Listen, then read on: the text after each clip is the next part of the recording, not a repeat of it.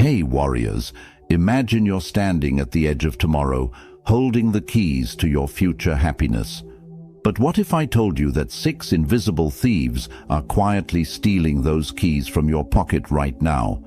What if the choices you're making today are secretly writing a story you never wanted to live? Your future self is sitting somewhere, 20 years from now, either thanking you or wondering why you didn't listen. The difference between those two realities isn't luck. It isn't talent. It's the wisdom to see these silent destroyers before they rob you blind. Every single day, millions of people wake up and unknowingly feed the very monsters that will devour their dreams. They think they're living freely, but they're actually prisoners to patterns that seem harmless today, but become chains tomorrow. Here's the beautiful truth. You have power. Right here, right now, you have the ability to change everything. But first, you need to see what's been hiding in your blind spots. These aren't just mistakes. They're dream killers dressed as normal life. They whisper sweet lies about having plenty of time, about taking the easy road, about putting off what matters most. But time has a way of turning whispers into screams of regret. The person you're becoming is shaped by the choices you're making today. Every decision is a vote for the kind of life you want to live. And some votes, my friend, are stealing your elections without you even knowing it. I've watched too many beautiful souls reach their 40s and 50s, looking back with tears in their eyes, saying, "If only I had known." Their hearts carry the weight of roads not taken, of health ignored, of toxic people tolerated, of dreams postponed until they withered away. But you get to be different. You get to be the one who saw the trap before stepping in it. You get to be the hero of your own story, not the victim of your own choices. Today, we're going to pull back the curtain on 6 life destroyers that are probably operating in your life right now. These aren't theories. They're truth bombs that will either wake you up or leave you exactly where you are. Your comfort zone is not your friend. Your excuses are not your protection. Your future is not guaranteed. But your power to change, that's real, that's now, and that's everything. So, if you're ready to stop sleepwalking through life and start building the tomorrow you actually want to live in, then buckle up. We're about to take a journey that could save your entire future. Don't skip any part of this video. Your future self is counting on every word. Number 1. Ignoring your health now. Your body is whispering to you every single day, but you've learned to turn up the volume on everything else. You think you're young, you think you're invincible, you think you have forever to care about the temple that houses your soul. You brush off the fatigue as just tired, dismiss the aches as getting older, and ignore the warning signs as no big deal. But your body keeps score. Every late night scrolling through social media while your cells cry out for repair. Every skipped meal replaced by coffee and willpower. Every "I'll start tomorrow" promise broken. It's all being recorded in the ledger of your future. Your 20s and 30s might feel bulletproof, but your 40s and 50s will present the bill with interest compounded by time. The harsh reality is that health debt accumulates faster than financial debt, and the interest rate is your quality of life. That energy drink today becomes chronic anxiety tomorrow. That fast food convenience becomes inflammation that steals your joy. That just one more episode at midnight becomes the depression that makes mornings feel impossible. Health isn't just about looking good in photos or fitting into jeans, though society has convinced you that's all it's about. It's about having the energy to chase your dreams when opportunity knocks at 3 a.m. It's about being present for the moments that matter instead of being too tired, too sick, or too broken to show up for your own life. It's about having the mental clarity to make decisions that align with your values instead of being clouded by brain fog and exhaustion. The cruel irony is that we sacrifice our health to build our wealth, then spend our wealth trying to buy back our health. We work ourselves into the ground to afford a life we're too exhausted to enjoy. We trade our vitality for validation, our wellness for wealth, and our energy for achievements that mean nothing when we're too sick to celebrate them. We become rich in everything except the one thing that makes it all worthwhile: the capacity to actually live. Your future self won't care about the extra hours you worked if you can't walk upstairs without getting winded. They won't thank you for the fast food and energy drinks if diabetes is stealing their joy one meal at a time. They won't appreciate the sleep you skipped if anxiety and depression have become their daily companions, whispering lies about worthlessness in the quiet hours when your overworked mind finally tries to rest. The healthcare system profits from your neglect. They want you to believe that sickness is inevitable, that decline is natural, that pills are the only answer to problems that prevention could have solved. They've turned your body into their business model and your ignorance into their income. They benefit when you ignore the whispers so they can treat the screams later. But here's what's beautiful. Your body wants to heal. It wants to thrive. It wants to be your greatest ally in creating the life you dream about. It's designed for resilience, programmed for recovery, built for strength. Every healthy choice you make today is a love letter to your future self. Every workout is an investment in tomorrow's adventures. Every nutritious meal is a deposit in the bank of longevity. Every good night's sleep is a reset button for your potential.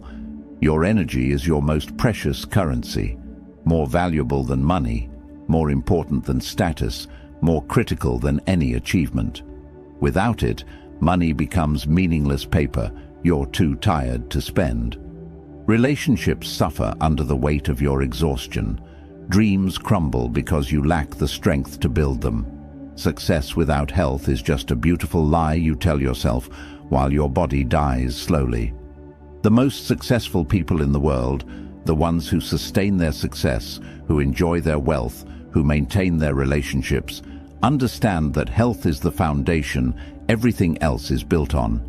Without it, empires crumble, love fades, and legacy becomes irrelevant. Start small, but start today. Drink water like it's liquid life, because it is. Move your body not because you hate how it looks, but because you love how it feels. Choose sleep over scrolling, because rest is where dreams are born and energy is restored. Your health doesn't need perfection, it needs consistency. It needs you to remember that taking care of yourself isn't selfish.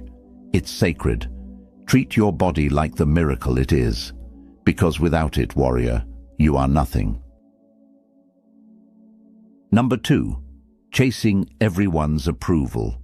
You've become a slave to applause that never comes. You're living your life like a performer on a stage where the audience keeps changing the rules, and you keep dancing faster, hoping someone will finally clap loud enough to drown out the silence in your soul. But here's the heartbreaking truth. The approval you're chasing is a mirage in the desert of your identity. Every time you think you're getting close, it moves further away.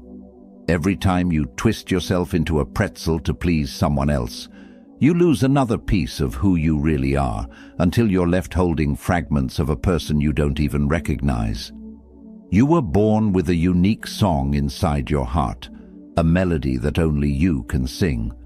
But you've been singing everyone else's tune for so long that you've forgotten your own rhythm. You've traded your authentic voice for the echo of other people's expectations, and now you're living in the hollow space between who you are and who they want you to be. The most tragic prison is the one we build with our need to be liked. You say yes when every fiber of your being screams no. You smile when you want to cry. You follow paths that feel wrong in your bones just because they look right to people who don't even know your real name. And slowly, quietly, your true self suffocates under the weight of who you think you should be. Social media has weaponized approval seeking and turned it into a 24/7 addiction. Every like becomes a hit of validation that leaves you hungry for more. Every comment becomes proof that you matter. Every share becomes evidence that you exist. You're measuring your worth by numbers on a screen instead of the fire burning in your spirit. But what if I told you that the people whose approval you're desperately seeking are too busy seeking approval themselves to even notice your performance? What if the audience you're trying to impress is just as lost, just as scared, just as hungry for validation as you are? What if you're all just actors in each other's plays, forgetting to write your own stories? The need for approval turns you into a chameleon, changing colors based on who's watching. But chameleons don't have identities, they just have reactions. You become a reflection of other people's expectations instead of a revelation of your own truth. Your authentic self is not a rough draft waiting for other people's edits. You are not a democracy where everyone gets a vote on who you should become. You are a sovereign nation with the right to govern your own heart, make your own laws, and fly your own flag. The most magnetic people in the world are those who have stopped performing and started being. They attract the right people not by being perfect, but by being real. They've learned that losing fake friends is the price of finding true ones. They've discovered that disappointing the wrong people is necessary to delight the right ones. Stop auditioning for a role in someone else's play. Write your own script. Direct your own scenes. Be the star of your own story. Number 3. Wasting your 20s. Your 20s are not a practice round. They're the foundation of everything that comes after.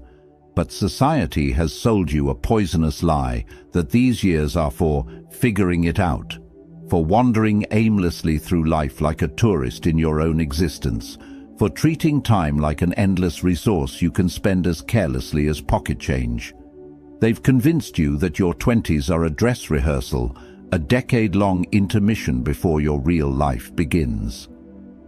This is the most devastating myth ever perpetuated, and it's stealing the most precious years of your life. Time is the only currency that truly matters, and you can't earn more of it no matter how hard you work, how much you achieve, or how desperately you beg for another chance. Every day you waste scrolling through meaningless content is a day you can't get back. Every opportunity you postpone with, "I'll do it later," might never return with the same force. Every skill you delay learning compounds the gap between who you are and who you could become, creating a chasm that gets harder to cross with each passing year. Your brain is at its most flexible in your 20s, like wet clay ready to be molded into something magnificent. Neural pathways form faster, new languages stick easier, and complex concepts that will take years to grasp at 40 can be absorbed in months at 25. Your energy is at its peak, flowing through your veins like liquid lightning, allowing you to work longer, recover faster, and push harder than you ever will again. Your responsibilities are at their lightest. No mortgage weighing you down, no kids demanding your attention, no aging parents needing care, giving you the freedom to take risks that later decades won't allow. Yet, millions of people spend these golden years consuming other people's highlight reels instead of creating their own masterpiece. They binge-watch series while their dreams collect dust. They scroll through social media while their potential withers away. They live vicariously through influencers instead of becoming the person others want to follow. The world doesn't care about your potential. It cares about what you do with it. Talent without action is just wishful thinking, wrapped in pretty dreams. Intelligence without application is just another form of entertainment.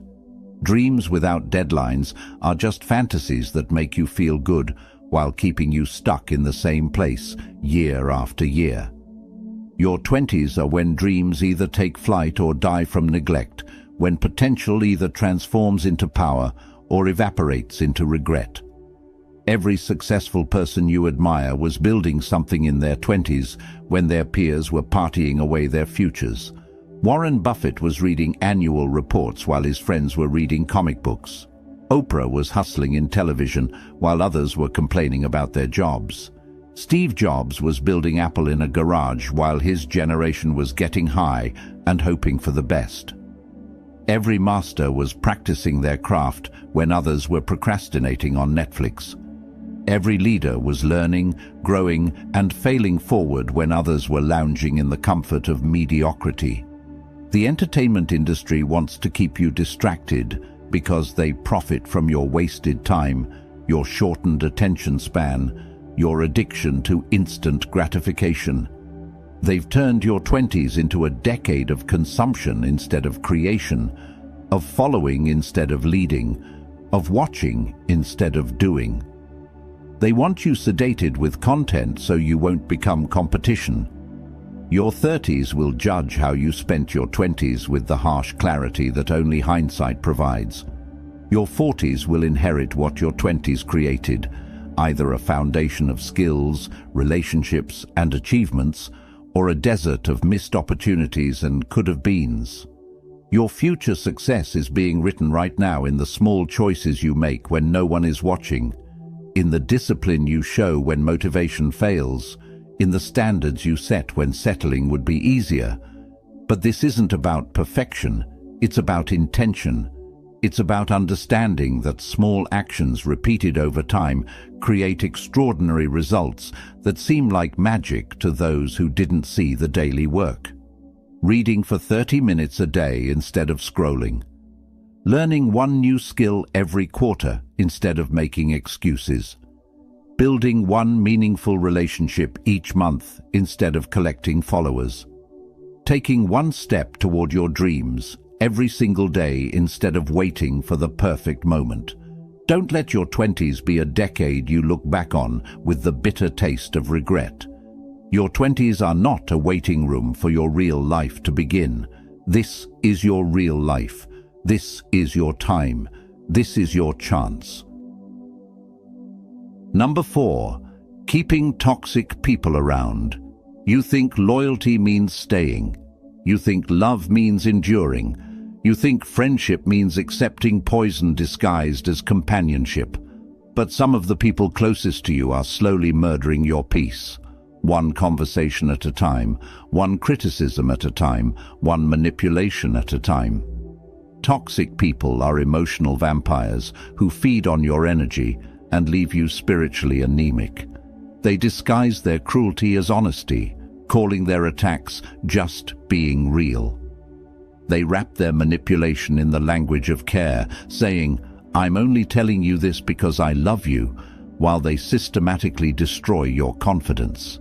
They turn their chaos into your excitement, their drama into your entertainment, their problems into your responsibility. You keep them around because you're terrified of being alone, not realizing that being surrounded by the wrong people is the loneliest feeling in the world. You're drowning in a sea of relationships that steal your joy instead of adding to it.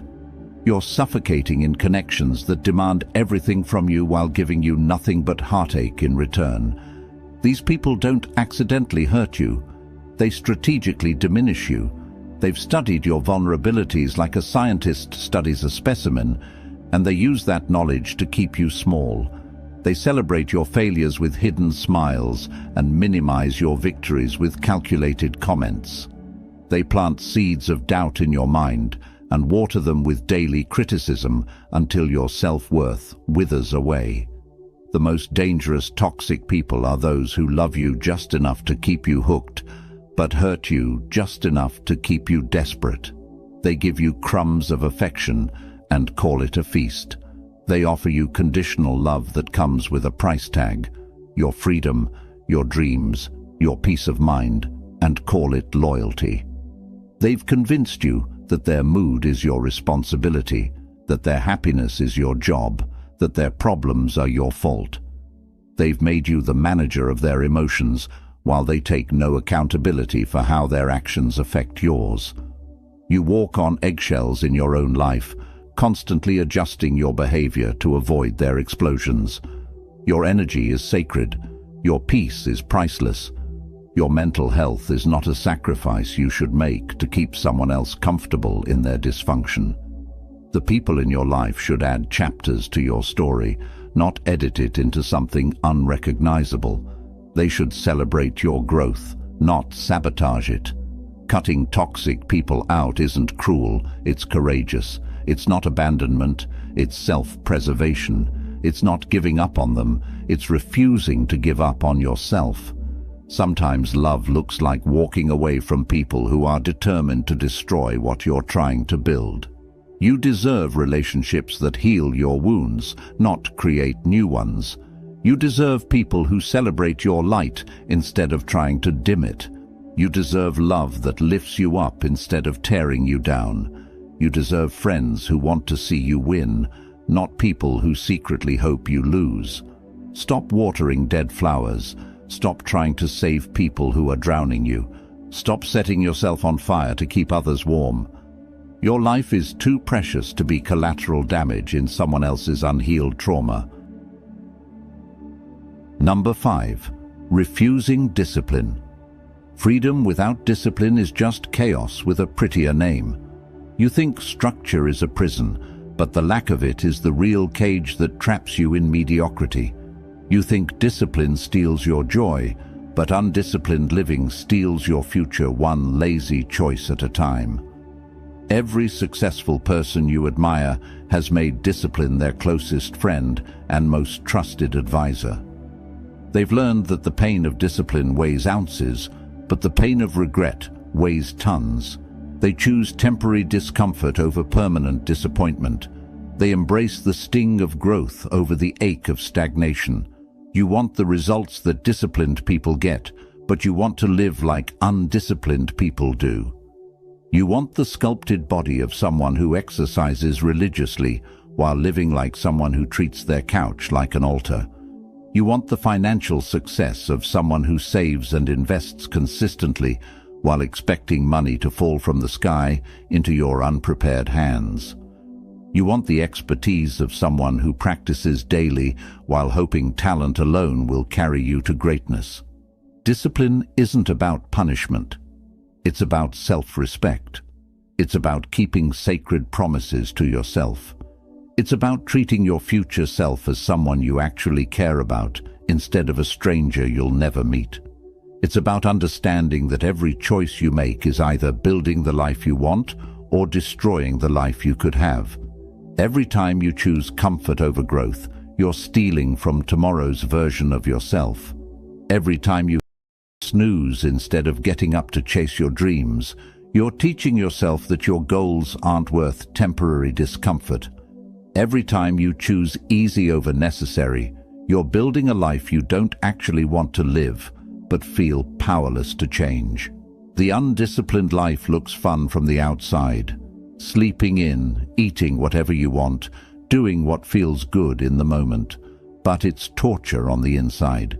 It's the slow agony of watching opportunities pass by while you remain unprepared. It's the quiet desperation of knowing you're capable of more, but being unwilling to do what it takes.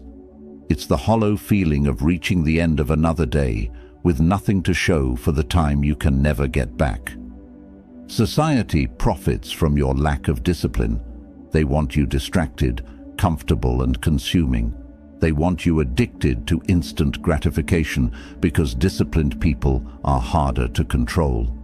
Disciplined people build wealth instead of just spending it. Disciplined people create instead of just consuming. Disciplined people lead instead of just following. Discipline creates freedom.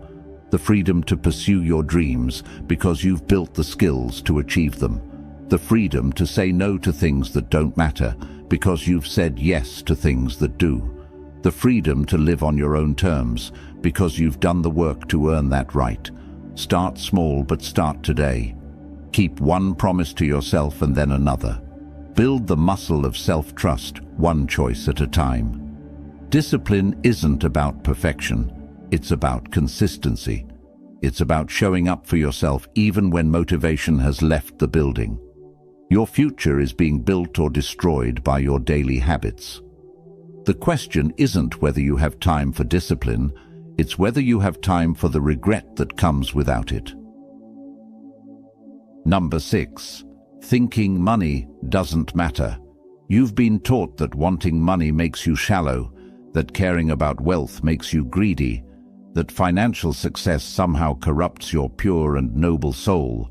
But this beautiful lie is keeping you trapped in a cage of noble poverty, where you suffer with dignity while the world passes you by. Money isn't the root of all evil. The lack of it is the root of stress, limitation, and broken dreams. Money doesn't buy happiness, but poverty certainly steals it, one unpaid bill at a time.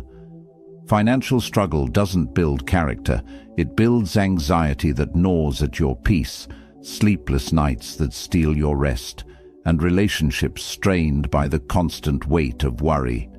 You think money doesn't matter until your car breaks down and you can't afford to fix it, leaving you stranded and dependent.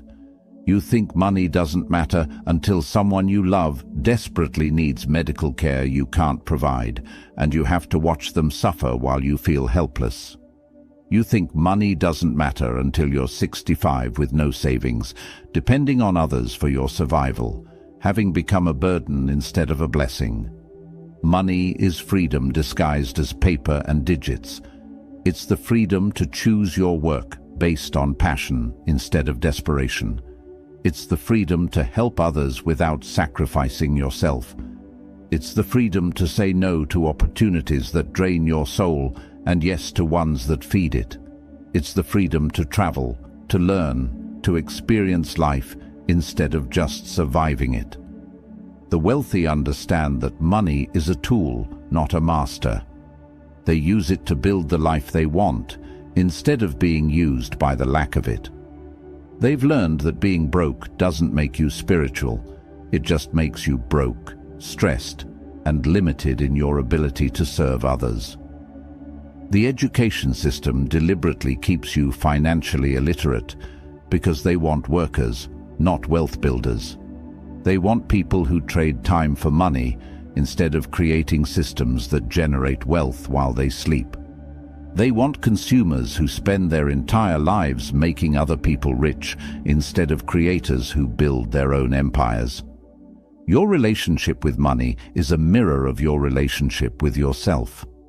If you don't think you deserve wealth, you'll sabotage every opportunity to create it. If you believe money is evil, you'll push away the very thing that could set you free. If you think rich people are bad, you'll make sure you never become one. Money amplifies who you already are. It doesn't change you, it reveals you. If you're generous with little, money makes you more generous. If you're kind with nothing, money makes your kindness more powerful. If you're selfish and cruel, money will make those traits more visible. The money isn't the problem, your character is the variable. Financial freedom isn't about greed, it's about options. It's about being able to choose love over fear, purpose over paycheck, impact over income. It's about having enough resources to focus on what truly matters instead of being constantly distracted by survival. Stop apologizing for wanting financial freedom. Stop feeling guilty for desiring abundance. Start learning how to create wealth, how to manage money, how to make it work for you instead of against you. Your life is not happening to you, it's responding to you. Every choice you make is a vote for the person you're becoming. Every habit you build is a brick in the foundation of your future. These 6 mistakes aren't just problems, they're opportunities in disguise. They're chances to wake up before it's too late. They're invitations to choose differently, to live intentionally, to become the architect of your own destiny. You don't have to be perfect. You don't have to change everything at once, but you do have to start. Pick one mistake that hit you the hardest and commit to doing something different today. Your future self is watching, hoping, waiting for you to make the choice that changes everything. Remember, successful people aren't born different, they just make different choices. They see the same traps, but choose to step around them. They face the same temptations, but choose long-term joy over short-term pleasure. Your dreams are not too big. Your goals are not impossible. Your transformation is not too late. But it will require you to stop making excuses and start making moves. Hit that like button if this opened your eyes. Share this with someone who needs to see it. Subscribe because your journey is just beginning, and I want to walk with you every step of the way. Your future starts now. Make it count.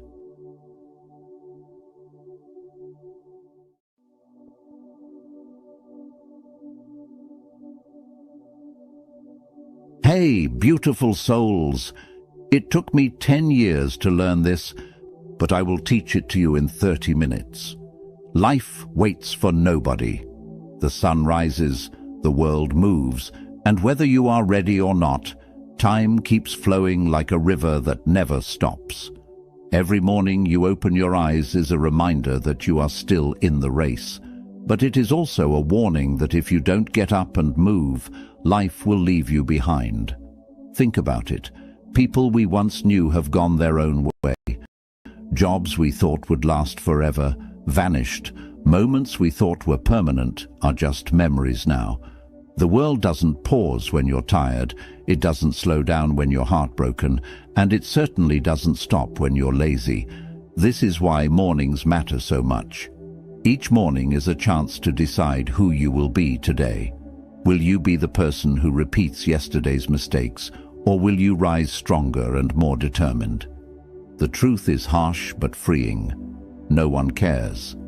People are too caught up in their own struggles to carry yours. And that's not a reason to despair. It's a reason to stand tall. Because if no one is coming to save you, then the power to change belongs entirely to you. That's the beauty of mornings. They remind you that your life is still yours to shape. Regret whispers to many people when they wake. Regret about wasted time, broken dreams, missed chances.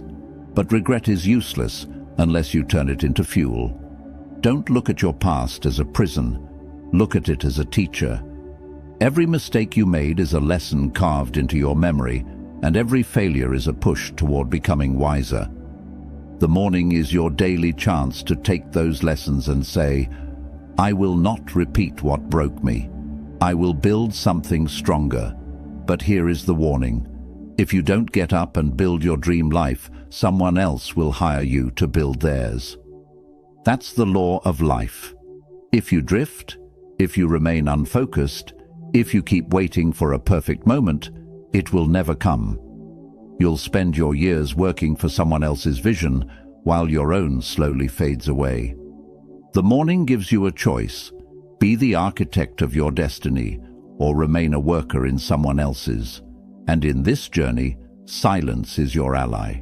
Work in silence, protect your dreams, and celebrate your victories privately. People love to ruin things, not always with bad intentions, but with doubt, envy, or negativity. When you reveal too much too soon, you expose your dream to the storm of other people's opinions. The Stoics taught us to remain indifferent to what others think, and that wisdom still matters. Build quietly, protect your energy. Let your success speak when the time is right. Finally, never forget this. Not all advice is equal. The world is full of voices telling you what to do, how to live, and where to go. But if the person giving you advice doesn't live the life you admire, why listen? Choose your teachers wisely. Ignore the noise. Follow only those whose actions reflect the results you want. This is the foundation of the video you are about to hear. These are not just words. They are principles that will rewire the way you face your mornings, your struggles, and your future. It took me years of trial, pain, and reflection to understand them. My goal is to save you that time. Today, let's walk through these truths together, and by the end, you'll be ready to rise every morning with unshakable clarity. Say it with me now. I will rise stronger every morning. Number 1, life waits for nobody. Life is not patient. It does not pause, it does not wait, and it does not knock twice. The biggest illusion many of us live under is the belief that we have time. I'll do it tomorrow, we say. Next week, next year, someday. But someday is a dangerous word because it almost always means never. If you have a dream, if you have a goal, if you have a change, you know you must make. Life is not going to wait until you are comfortable, ready, or fearless. It moves with or without you. When you open your eyes in the morning, you are entering a world already in motion. Someone is already working on the idea you're delaying. Someone is already training harder while you are scrolling on your phone. Someone is already building the life that you're only dreaming about. The world is not slowing down for your hesitation. The Stoic philosopher Marcus Aurelius wrote, "Do not act as if you were going to live 10,000 years. Death hangs over you. While you live, while it is in your power, be good." His reminder is that time is our most limited resource. You don't own tomorrow. You don't even own the next hour. You only have this moment, this breath, this morning. And what you do with it matters more than anything else. Think about how many opportunities you've already lost to procrastination. Think about the days you said, "I'll start next week," only to find yourself in the same place months later. That's what happens when you believe life will wait for you. It won't. And the worst pain is not failure. It is looking back and realizing you never even tried. The world keeps moving, with or without your effort. Nature doesn't stop for your excuses. The seasons change, the sun rises and sets, people are born, people die, and time flows forward. You can either flow with it, taking action each day, or you can resist it and be dragged by it. But either way, life moves. What does this mean for your mornings? It means that the way you start your day shapes everything that follows. If you begin with purpose, you step into alignment with the flow of life. If you begin with laziness, distraction, and hesitation, you fall behind. Morning is not just a time of day. It is a battlefield where you decide whether you are a participant in life or a bystander. Ask yourself, what if today was your last chance to make progress? Would you waste it? What if today was the day your future self is begging you not to ruin? Would you still hit snooze? Every successful person you admire has one thing in common. They understood that time is precious, and they refused to wait for life to slow down. They moved with urgency. They acted. They built. They failed and rose again. The difference between them and everyone else is not talent. It is urgency. So, what should you do? Start with one simple commitment. Never let a morning go to waste. When you wake up, don't just exist. Decide. Decide how you will move, how you will act, how you will progress. Even small steps matter. A page written, a workout completed, a plan made. Life rewards those who respect time. The most powerful affirmation you can carry with you is this: I will not wait for life. I will rise with it. If you live with that mindset, you will no longer fear being left behind because you will be moving forward every single day. So let me leave you with a challenge. Tomorrow morning, when you wake up, don't pick up your phone, don't scroll, don't delay. Sit up, take a breath, and remind yourself, life waits for nobody. Today, I comment this right now to seal it in your heart. I will not wait for life. I will rise with it. Number 2, take care of yourself first. Let me tell you a truth that many people ignore until it's too late. If something happens to you, the world will move on. Harsh, isn't it? But it's reality. Your job will replace you. Your responsibilities will be passed on. And even the people who love you will eventually adjust to life without you. Life does not stop when you fall. It just keeps moving forward. That is why taking care of yourself must come first. You cannot pour from an empty cup. You cannot build your dream, support your family, or fulfill your potential if your body and mind are broken. Yet so many of us live as if we are indestructible, skipping sleep, ignoring health, neglecting our mental peace. We think sacrifice means destroying ourselves for the sake of others, but that's not sacrifice. It's slow self-destruction. The Stoics understood this. Epictetus taught that you must guard your mind and body like a fortress. If the fortress collapses, everything inside it is at risk.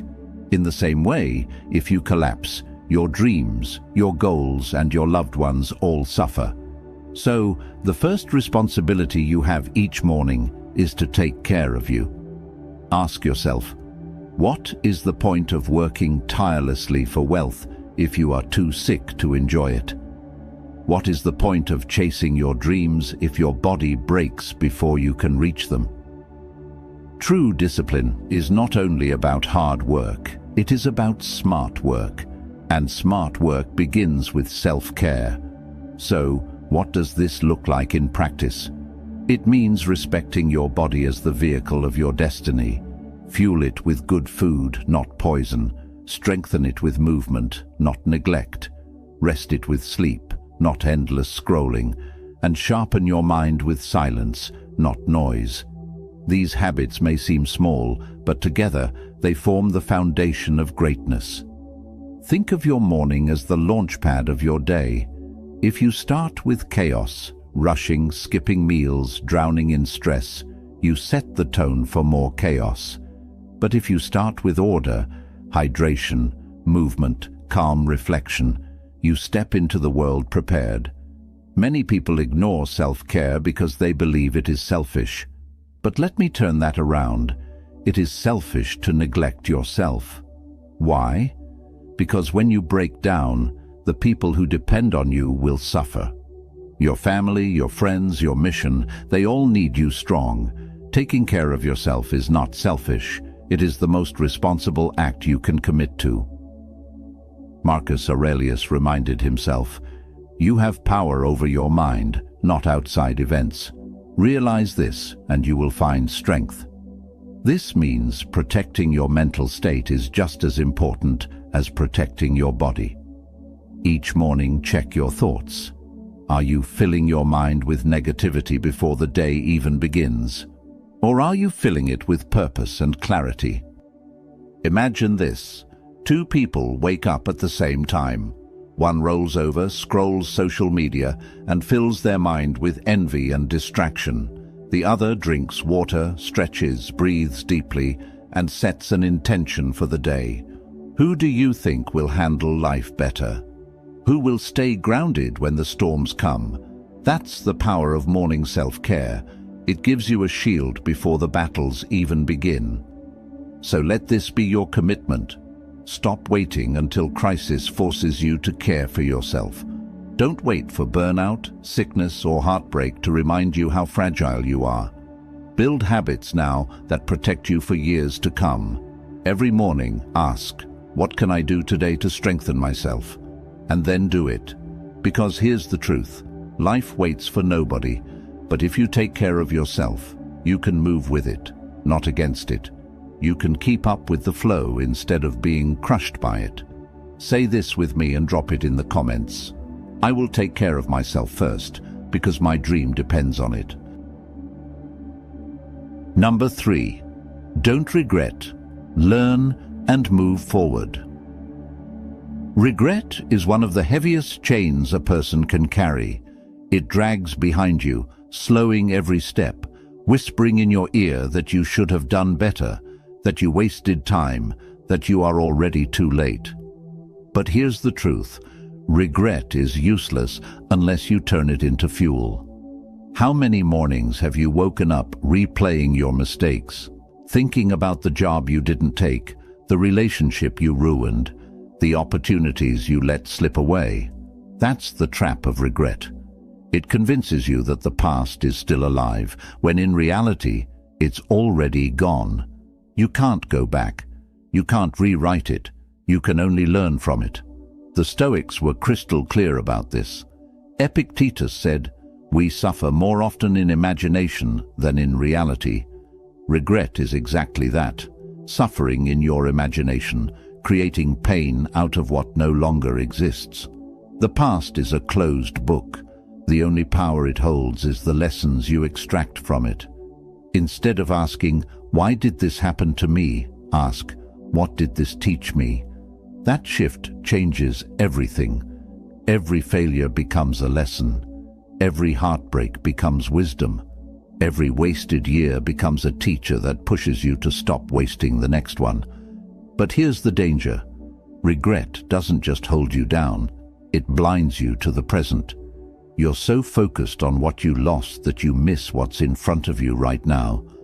Imagine driving a car while staring only in the rearview mirror. You're guaranteed to crash. That's what regret does. It keeps your eyes locked on what's behind you while your future passes by unnoticed. So how do you let go? First, accept that you can't change what's already happened. Forgive yourself for being human. Nobody makes perfect choices. Nobody avoids mistakes. What matters is whether you repeat them or rise above them. Second, take action today. The best antidote to regret is progress. If you regret wasting years not exercising, start moving your body today. If you regret not starting your business earlier, take the first small step now. Regret loses its grip when you prove to yourself that the future can be better than the past. And third, remember this. You are not the same person who made those mistakes. Every sunrise makes you new. The fact that you regret your past shows that you've grown. Don't punish the new you for the mistakes of the old you. Instead, honor that growth by moving forward with wisdom. Marcus Aurelius wrote, "What stands in the way becomes the way." Your regrets, your failures, they are not blocks on your path, they are the path. Use them. Let them shape you into someone unshakable. Tomorrow morning, when regret tries to pull you back into yesterday, answer it with action. Say, "Thank you for the lesson, but I am walking forward." Remember this affirmation and write it down. I am not my past. I learn, I grow, I move forward. Number 4, build your dream or build someone else's. Every morning when you wake up, you face a choice. Will you build your dream or will you spend the day building someone else's? This is one of the hardest truths to swallow because most people spend their entire lives working for the vision of another person while their own dreams remain buried inside them. Look around you. The company you work for, the building you sit in, the app you use, even the coffee you drink, these were all someone's dream once. The only reason you have them now is because those people decided to build instead of delay. They refused to waste mornings. They refused to ignore their calling. They acted with urgency, while countless others stayed asleep. And here's the reality. If you don't wake up with purpose, someone else will happily sell you theirs. If you don't chase your vision, you will spend your life chasing deadlines for people who did. That doesn't mean working for someone else is always bad. Sometimes it is necessary. Sometimes it teaches you discipline. Sometimes it gives you stability. But if you stop there, if you give up your dream entirely to only serve others, then you've lost yourself. The Stoics believed every person has a duty to live according to their nature. That means using your gifts, your skills, your energy for something meaningful. Marcus Aurelius reminded himself, "A man's worth is no greater than the worth of his ambitions." Ask yourself, what are your ambitions? Are they your own, or just what society handed you? Building your dream doesn't all your job. It doesn't mean throwing away stability recklessly. It means carving time each day to invest in what lights you up inside.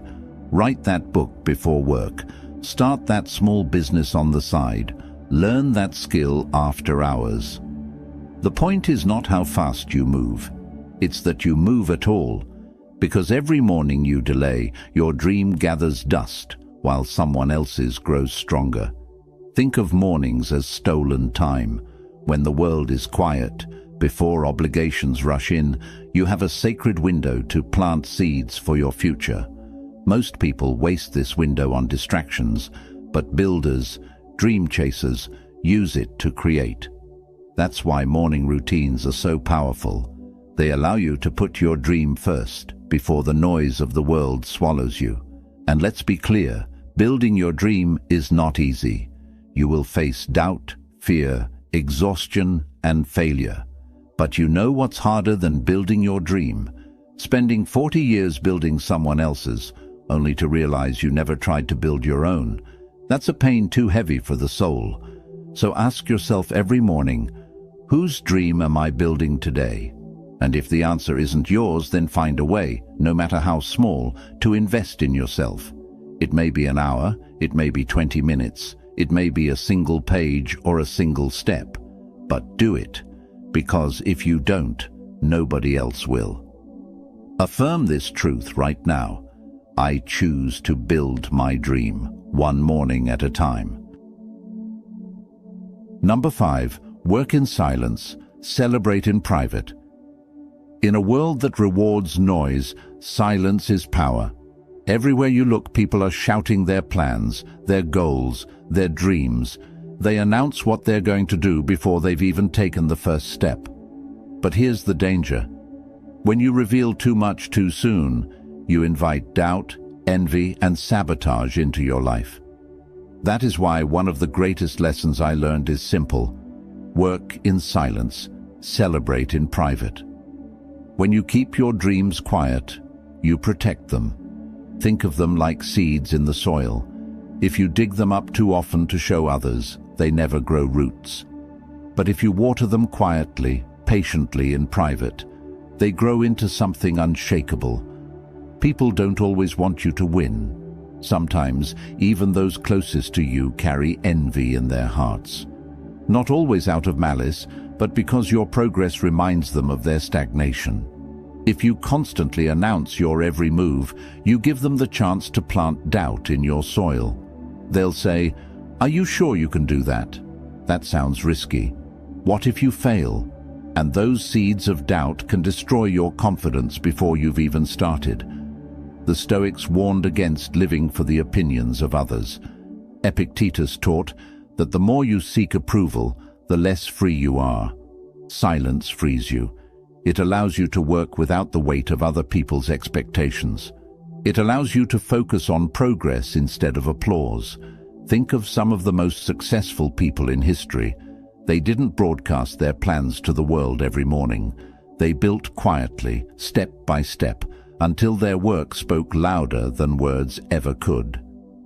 Greatness doesn't need a trumpet. It announces itself in results. Celebrating in private is just as important. Why? Because when you flaunt your victories, you attract envy and negativity. Sometimes you attract predators who want to take advantage of your success. Sometimes you even lose momentum because the praise tricks your brain into thinking the work is done. But when you celebrate quietly, you stay hungry. You keep building, you protect your energy. This doesn't mean you should never share anything. It means you must be intentional. Share only when the foundation is strong, when the results are undeniable, when no one's doubt can shake you. Until then, guard your dreams like treasure. So how do you practice this? Simple. The next time you feel the urge to announce your plans, pause. Ask yourself, does sharing this serve my growth or just my ego? If it's only ego, keep quiet. Let your progress speak in due time. Tomorrow morning, when you sit with your thoughts, remind yourself, my silence is my shield. My work is my voice, and when the time is right, your results will speak for themselves. Affirm this truth in the comments. I will protect my dreams in silence and let my results make the noise. Number 6. Listen only to the right voices. The world is loud. Everyone has advice for you. Family, friends, co-workers, strangers on the internet. They all want to tell you how to live, what to do, where to go. But here's a truth that changed my life. If the person giving you advice is not living the life you want, why would you listen? We often give too much weight to opinions that don't deserve it. You tell a friend about your dream, and they laugh. You share your plan with a co-worker, and they tell you it won't work. You open your heart to family, and they project their own fears onto you. And slowly, without even realizing it, you start shrinking your dream to fit their limited vision. The Stoics warned about this trap. Marcus Aurelius wrote, "The opinion of 10,000 men is of no value if none of them know anything about the subject." What he meant was simple. Not every voice matters. Wisdom is not measured by volume.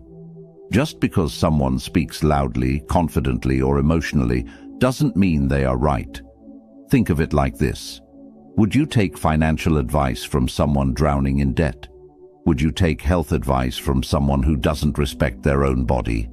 Would you take relationship advice from someone who is constantly toxic? Then why do we let voices like this shape our path? The truth is, you must filter your circle. Not everyone deserves access to your mind. Surround yourself with people who live the results you want. If you want to grow in discipline, listen to those who embody it. If you want to succeed in business, learn from those who have built real success. If you want peace, follow those who radiate it. Silencing the wrong voices is just as important as amplifying the right ones. Sometimes this means setting boundaries. Sometimes it means walking away entirely. It doesn't mean you stop loving people. It just means you stop letting them control your choices. And here's the key. The loudest voice in your life should be your own. Every morning, ask yourself, what do I truly want? What feels right for me? Listen deeply. Trust yourself. Because at the end of the day, you live with the results of your decisions, not them. So, when you wake tomorrow and the noise of the world tries to drown you, remember, most of it doesn't matter. Choose carefully whose words you let inside. Affirm this truth with me. I will only listen to the voices that lead me to the life I want. Number 7. Life rewards consistency, not excuses. If there's one lesson mornings have taught me, it's this. Life doesn't care about excuses. It only cares about effort. You can explain why you didn't wake up early, why you skipped the workout, why you didn't chase your dream. But excuses don't build results. Consistency does. Think about it. A single workout won't transform your body, but daily discipline will. Writing one page doesn't make a book, but writing a page every day does. Saving a little money once won't make you rich, but saving a little every day builds wealth. Success is not about one giant leap. It's about small steps taken consistently. The Stoics lived by discipline.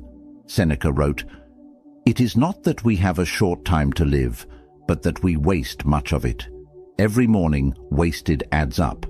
Every excuse compounds, but so does every act of discipline. The little things you do daily shape the entire arc of your life." Consistency is powerful because it compounds silently. You may not see the results right away, and that's where most people quit. They give up too soon because they want instant success. But the truth is, mornings are not about instant results. They are about planting seeds. Day after day, water them, and in time, the harvest comes. Excuses, on the other hand, destroy you silently. They seem harmless in the moment. "I'll do it tomorrow. I'm too tired today." But one excuse becomes two become 10, and suddenly years have passed. Excuses steal more dreams than failure ever will. So what's the solution? Build non-negotiables into your mornings. Small actions you commit to no matter what. Maybe it's 5 minutes of journaling. Maybe it's 10 push-ups. Maybe it's reading one page. It doesn't matter how small. It matters that you do it consistently. That's how you train your brain to choose action over excuses. Think of life like a ledger. Every day you either deposit discipline or debt. Discipline builds you, debt drags you. Which one are you adding each morning? And here's the secret. Consistency creates confidence. Every time you keep a promise to yourself, you prove you can trust you. And when you trust yourself, nothing can shake you. Tomorrow morning, when your mind whispers excuses, answer with action. Even if it's small, even if it's imperfect, choose consistency. Repeat this affirmation with me and comment it to lock it in. I choose consistency over excuses. Every morning, I move forward. You've just walked through truths that took me years to understand. Life waits for nobody. If you don't take care of yourself, the world will move on. Regret is wasted energy. Learn from it and rise. If you don't build your dream, someone will hire you to build theirs. Protect your vision with silence. Filter the voices you listen to, and above all, practice consistency. Every morning is a chance to decide, will you waste it or will you use it? Will you drift with excuses or will you rise with discipline?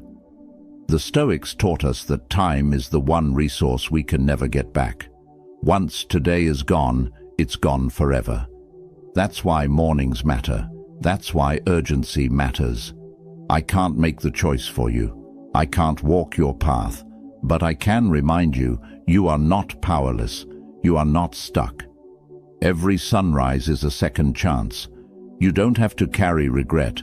You don't have to follow the wrong voices. And you don't have to build someone else's dream. You can choose differently, starting today. So when you wake tomorrow, don't wait for motivation. Don't wait for permission. Don't wait for life to slow down. Just rise, move, act. And as you move forward, hold this affirmation in your heart. I rise stronger every morning, and I will not waste the time life has given me. Write it in the comments, speak it out loud, and live it daily. Because life waits for nobody, and neither should you.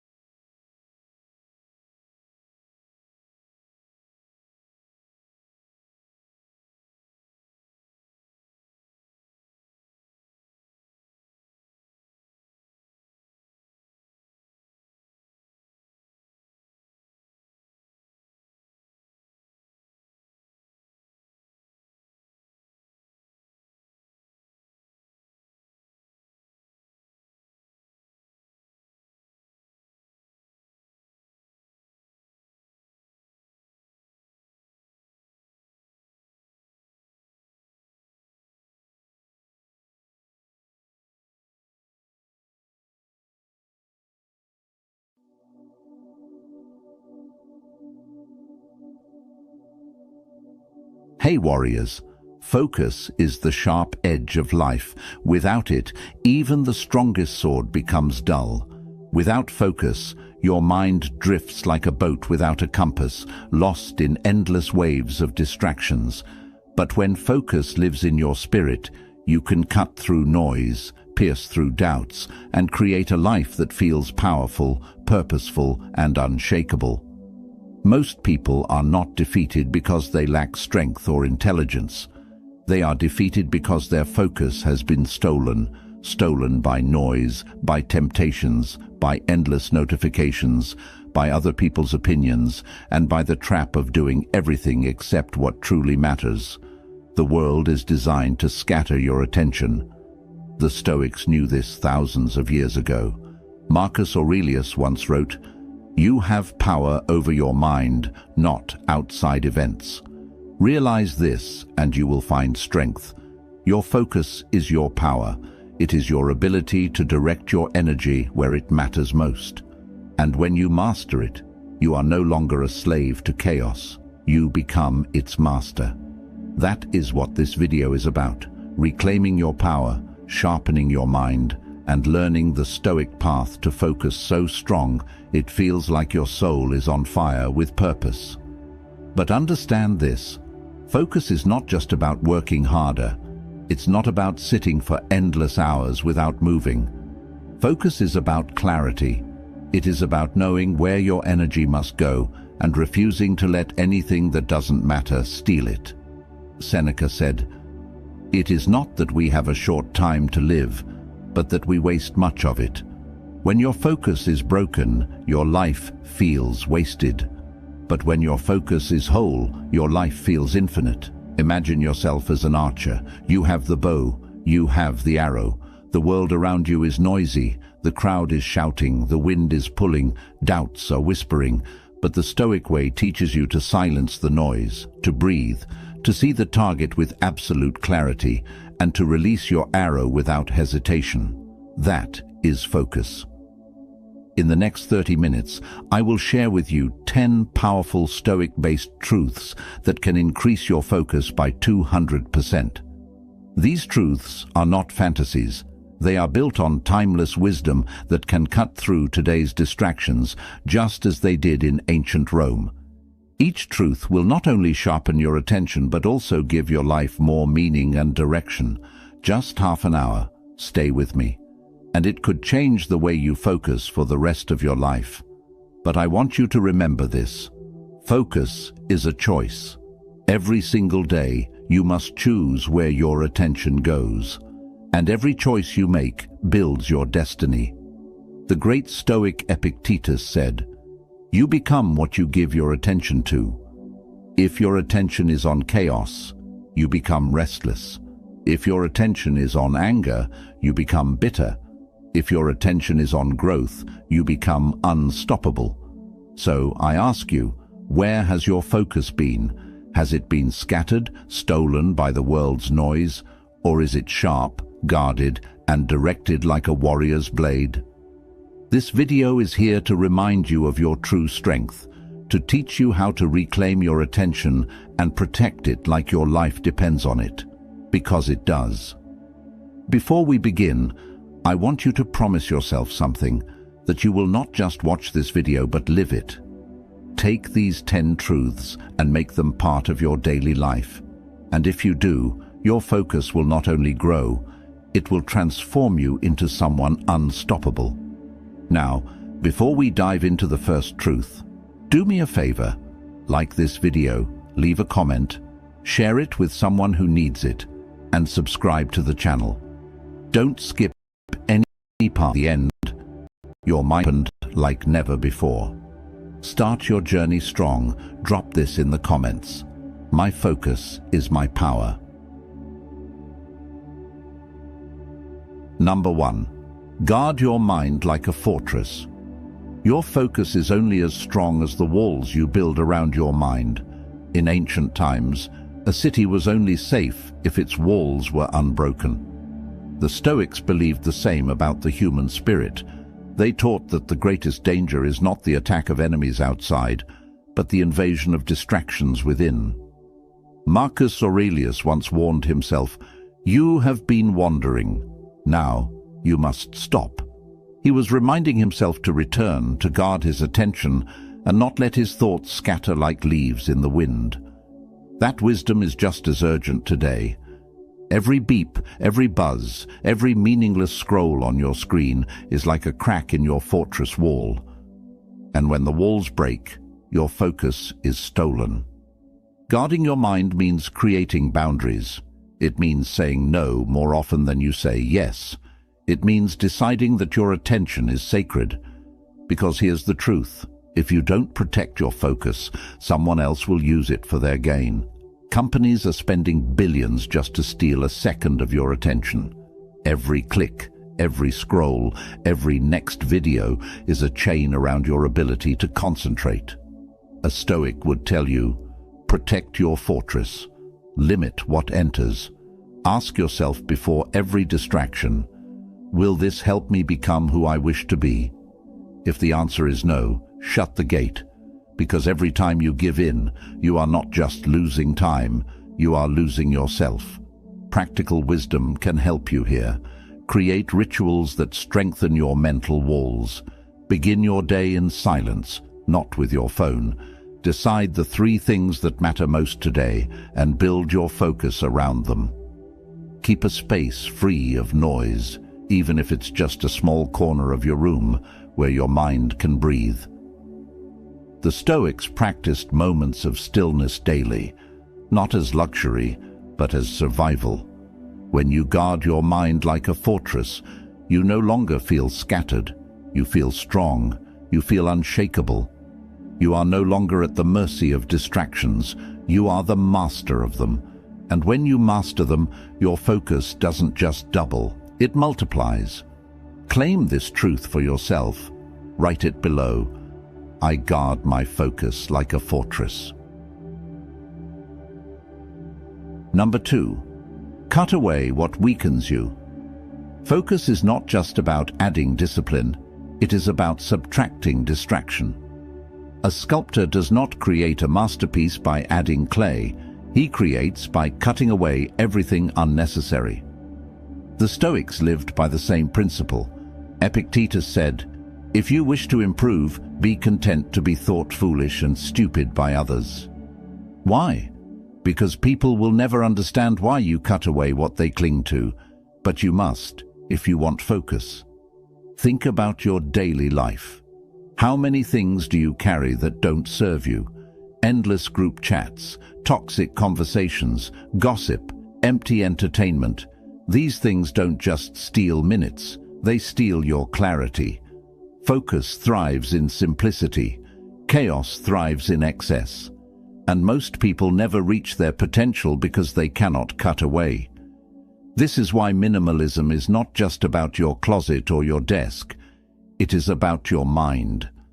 A Stoic clears his mental landscape the way a warrior sharpens his sword, by removing what weakens it. You cannot increase your focus if your mind is drowning in noise. You must create a life where only what truly matters remains. Ask yourself, what weakens me? Who weakens me? Where do I waste my fire? Write it down, see it clearly, and then, little by little, cut it away. It may hurt at first, but it will free you. Marcus Aurelius said, "If you seek tranquility, do less." Or, more accurately, do what's essential. Tranquility and focus come not by doing everything, but by doing what matters most. Focus is not a talent, it is a choice. And the first choice is subtraction.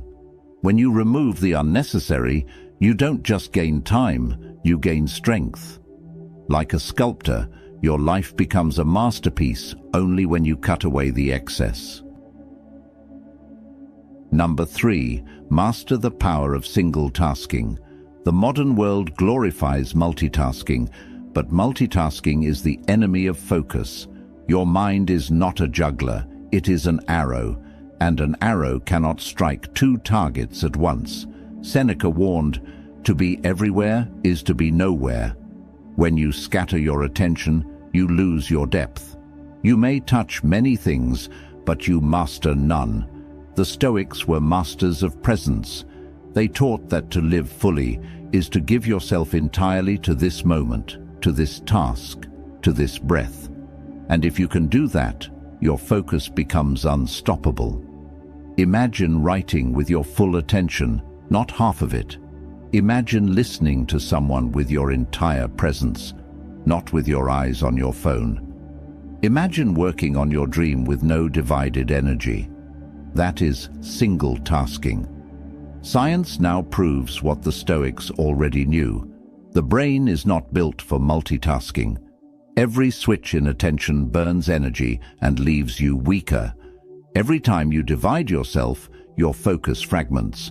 But when you choose one task and pour yourself into it, you enter what modern thinkers call flow, a state of timeless focus where effort feels natural and powerful. To master single tasking, you must train your mind. Begin with small steps. When you eat, just eat. When you read, just read. When you work, just work. Resist the urge to scatter yourself. It will feel uncomfortable at first because distraction has become an addiction, but if you persist, your ability to focus will grow like a muscle. Marcus Aurelius reminded himself daily, "Do every act of your life as though it were the very last act of your life." Think about that. If this task was your last, would you rush it? Would you divide your mind? Or would you pour your entire being into it? That is the Stoic way. That is how you increase your focus by 200%. Single tasking transforms the ordinary into the extraordinary. It makes work feel meaningful, conversations feel alive, and goals feel achievable. You don't need to do more, you need to do one thing well. Lock this wisdom into your mind. Comment it now. I give my full focus to one task. Number 4. Discipline your environment. A distracted environment creates a distracted mind. You cannot plant seeds in a storm and expect them to grow. Likewise, you cannot build focus in an environment that constantly pulls you away. The Stoics understood this deeply. They believed that while you cannot control the entire world, you can control the space you choose to inhabit. Epictetus once said, "The key is to keep company only with people who uplift you, whose presence calls forth your best." This wisdom extends beyond people. It applies to the spaces you live and work in. If your environment is chaotic, your thoughts will mirror that chaos. If your surroundings are filled with temptation, your focus will scatter like leaves in the wind. Disciplining your environment means creating conditions where focus becomes the natural state, not a constant struggle. Remove what distracts you. Clean your desk. Put your phone in another room when working. Keep reminders of your highest goals where you can see them daily. Make your surroundings a temple for concentration. Most people think willpower is enough, but willpower is fragile. Your environment shapes your behavior more than your intentions. The Stoics practiced this by withdrawing to still places to reflect, by simplifying their surroundings, by walking in nature to silence noise. They trained themselves to be stronger by choosing where they stood. Ask yourself, does my environment pull me closer to my goals, or does it pull me away? If it pulls you away, it must change. You are not weak for needing structure. You are wise for creating it. Focus is not built in chaos. It is built in order. Imagine a warrior sharpening his sword before battle. Imagine a philosopher clearing his table before writing. Imagine yourself creating an environment where your focus breathes freely, where distraction is not an enemy, but a distant shadow. That is discipline. That is control. That is how you increase your focus by 200%. Number 5. Train your attention with stillness. Stillness is not weakness. Stillness is strength. In a world where everyone runs faster and faster, the one who can be still owns the greatest power, control of their attention. Marcus Aurelius practiced this every day. He would rise early, sit in silence, and write to himself, "Know where you can go is more peaceful, freer of interruptions than your own soul." The modern world has stolen stillness. Noise fills every corner, distraction hides in every device, and silence feels uncomfortable. But without stillness, your focus is fragile. The Stoics knew that silence trains the mind like weights train the body. It sharpens your ability to choose your thoughts instead of being dragged by them. Training attention with stillness does not mean hours of meditation on a mountain. It means small moments of returning to yourself. It means 5 minutes of silence before your day begins. It means pausing your breath when chaos surrounds you. It means closing your eyes and remembering, I control my mind. Nothing outside controls me. This is where focus grows. Like a muscle, your attention strengthens every time you bring it back to the present moment. And the more you practice, the longer you can hold it. Stillness is the gym of the mind.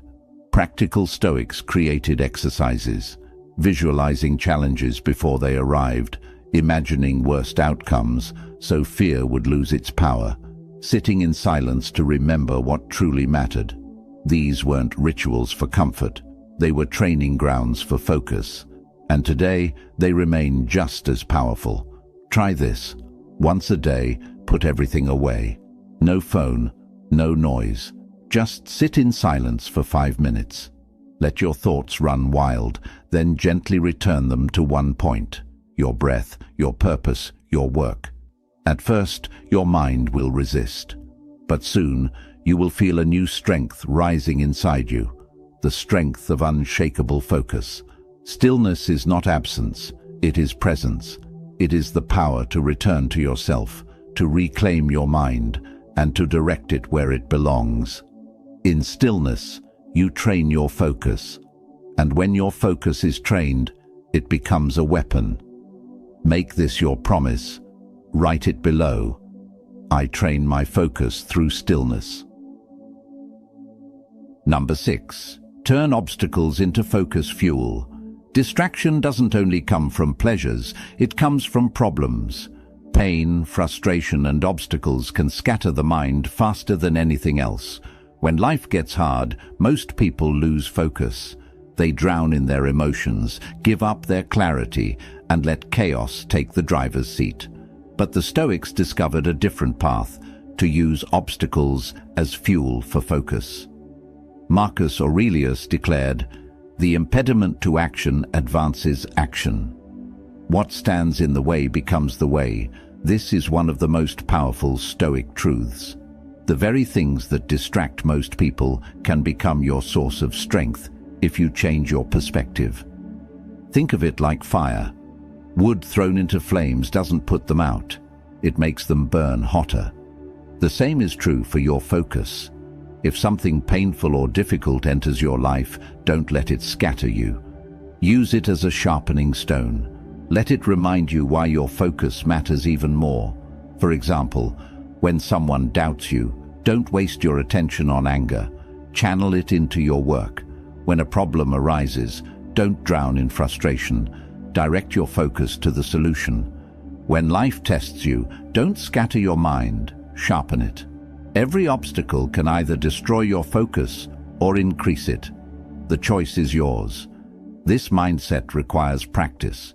You must train yourself to pause when difficulty arrives and ask, how can this serve me?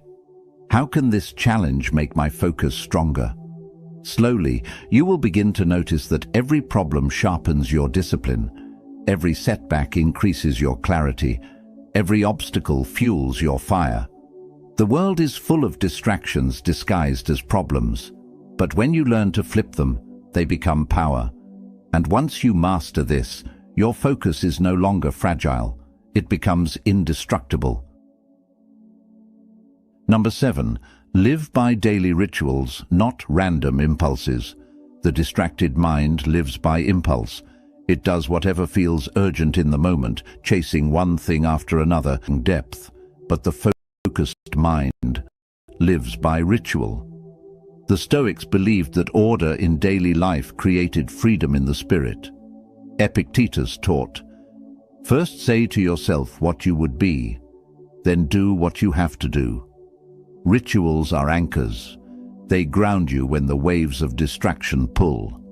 They give your mind a rhythm, a pattern, a compass to return to. Without them, you're like a ship lost at sea.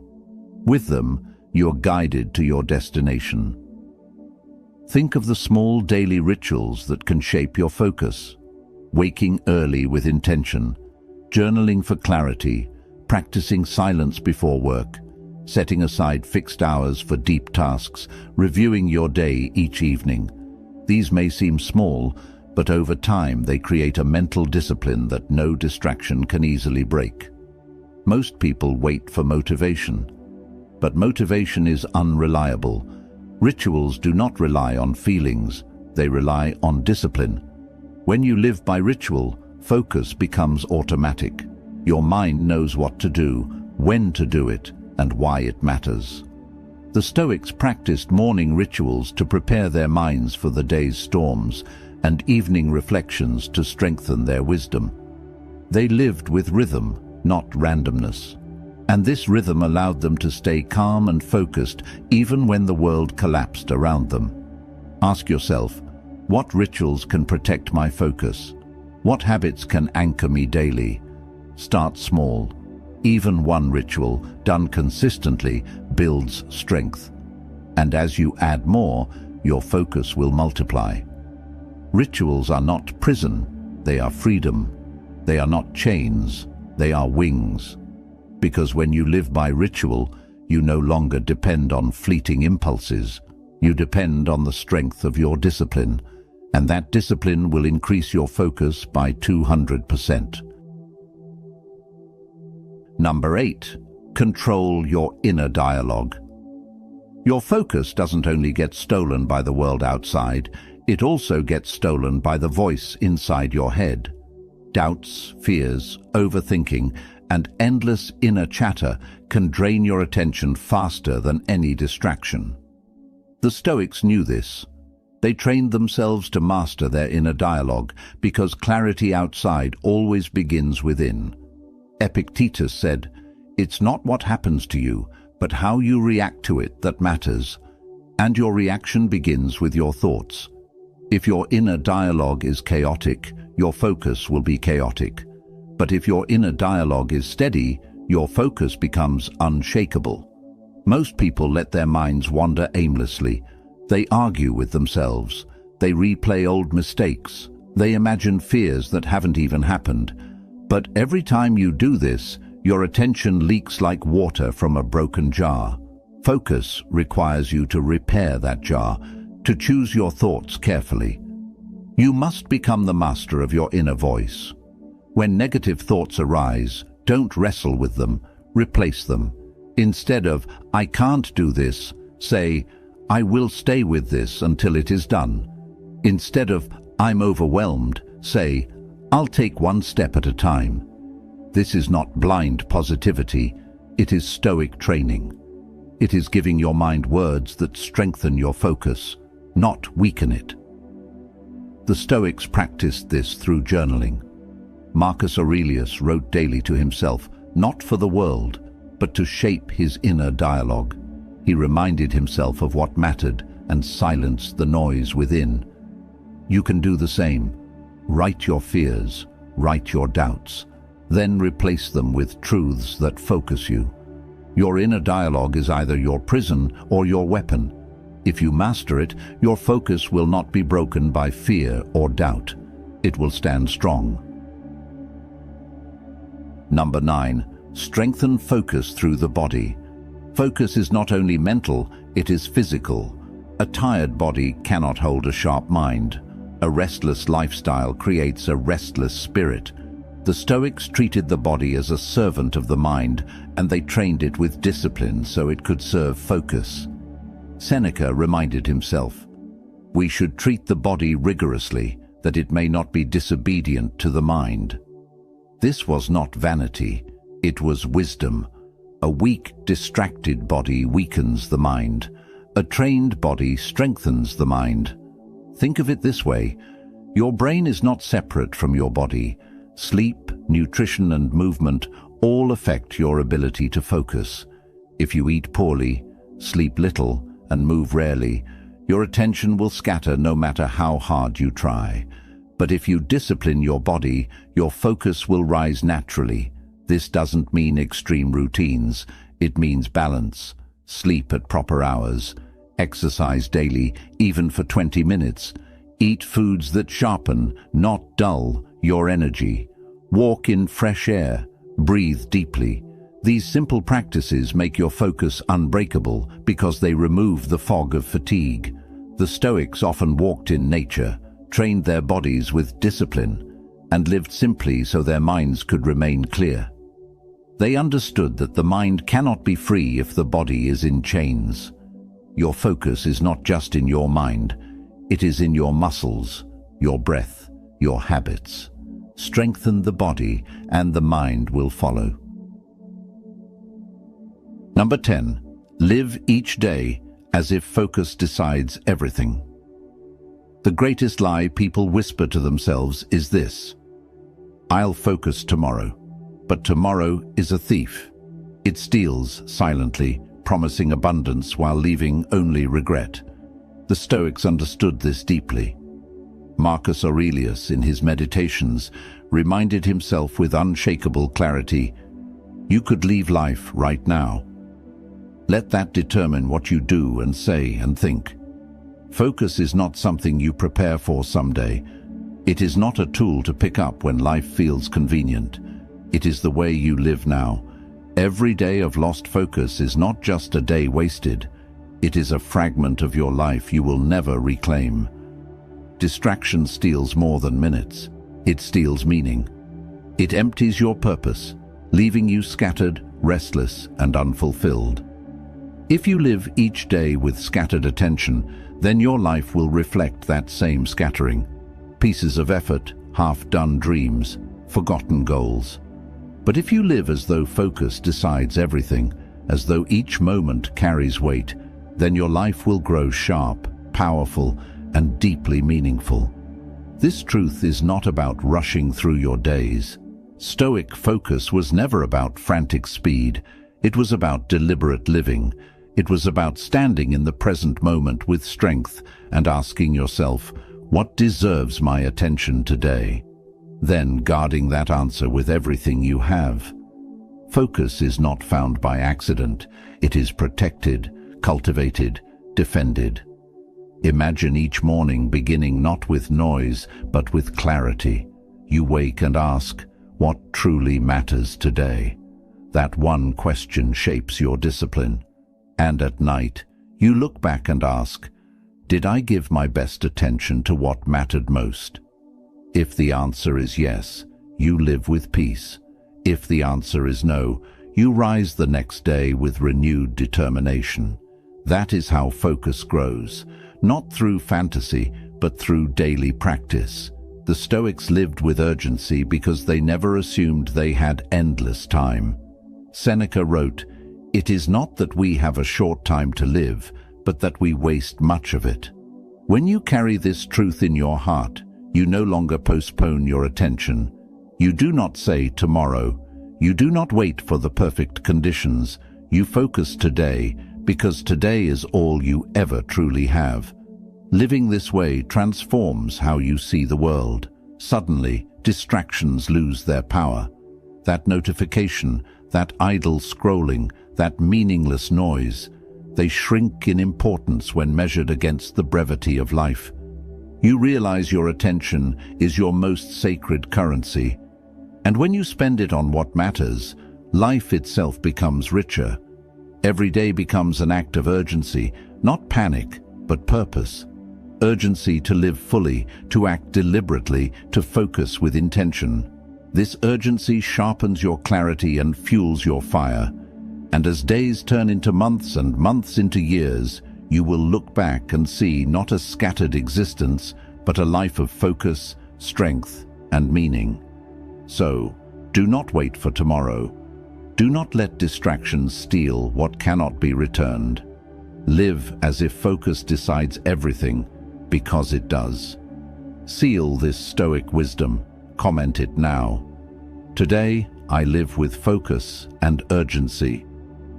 Focus is not just a tool. It is your life's edge. With it, you cut through chaos, you silence the noise, and you create a life that feels meaningful and powerful. Without it, you scatter yourself until nothing remains. The Stoics knew that the mind is the only true kingdom you rule. Guard it, sharpen it, and guide it well, and no force outside can truly conquer you. Marcus Aurelius, Epictetus, Seneca, each of them fought battles, endured chaos, and faced storms. But what kept them steady was not wealth, not power, not fame. It was focus. The focus to live by their principles. The focus to act with clarity. The focus to master themselves before the world. And you can do the same. Guard your mind like a fortress. Cut away what weakens you. Master single tasking. Discipline your environment, train with stillness, turn obstacles into fuel, live by rituals, control your inner dialogue, strengthen your body, and live each day as if focus decides everything. These 10 truths are not just lessons, they are weapons. If you use them, your focus will not just grow, it will transform your life. But remember this, focus is a choice. Every day you decide whether to give it away or protect it. Every moment you choose whether to scatter it or sharpen it, and in those choices you shape your destiny. So take these truths, live them, breathe them, protect your focus like your soul depends on it, because it does. Now, before you leave, like this video and subscribe to the channel. Together, let's create a community of warriors. End this journey with power. Write this final line below. My focus creates my destiny.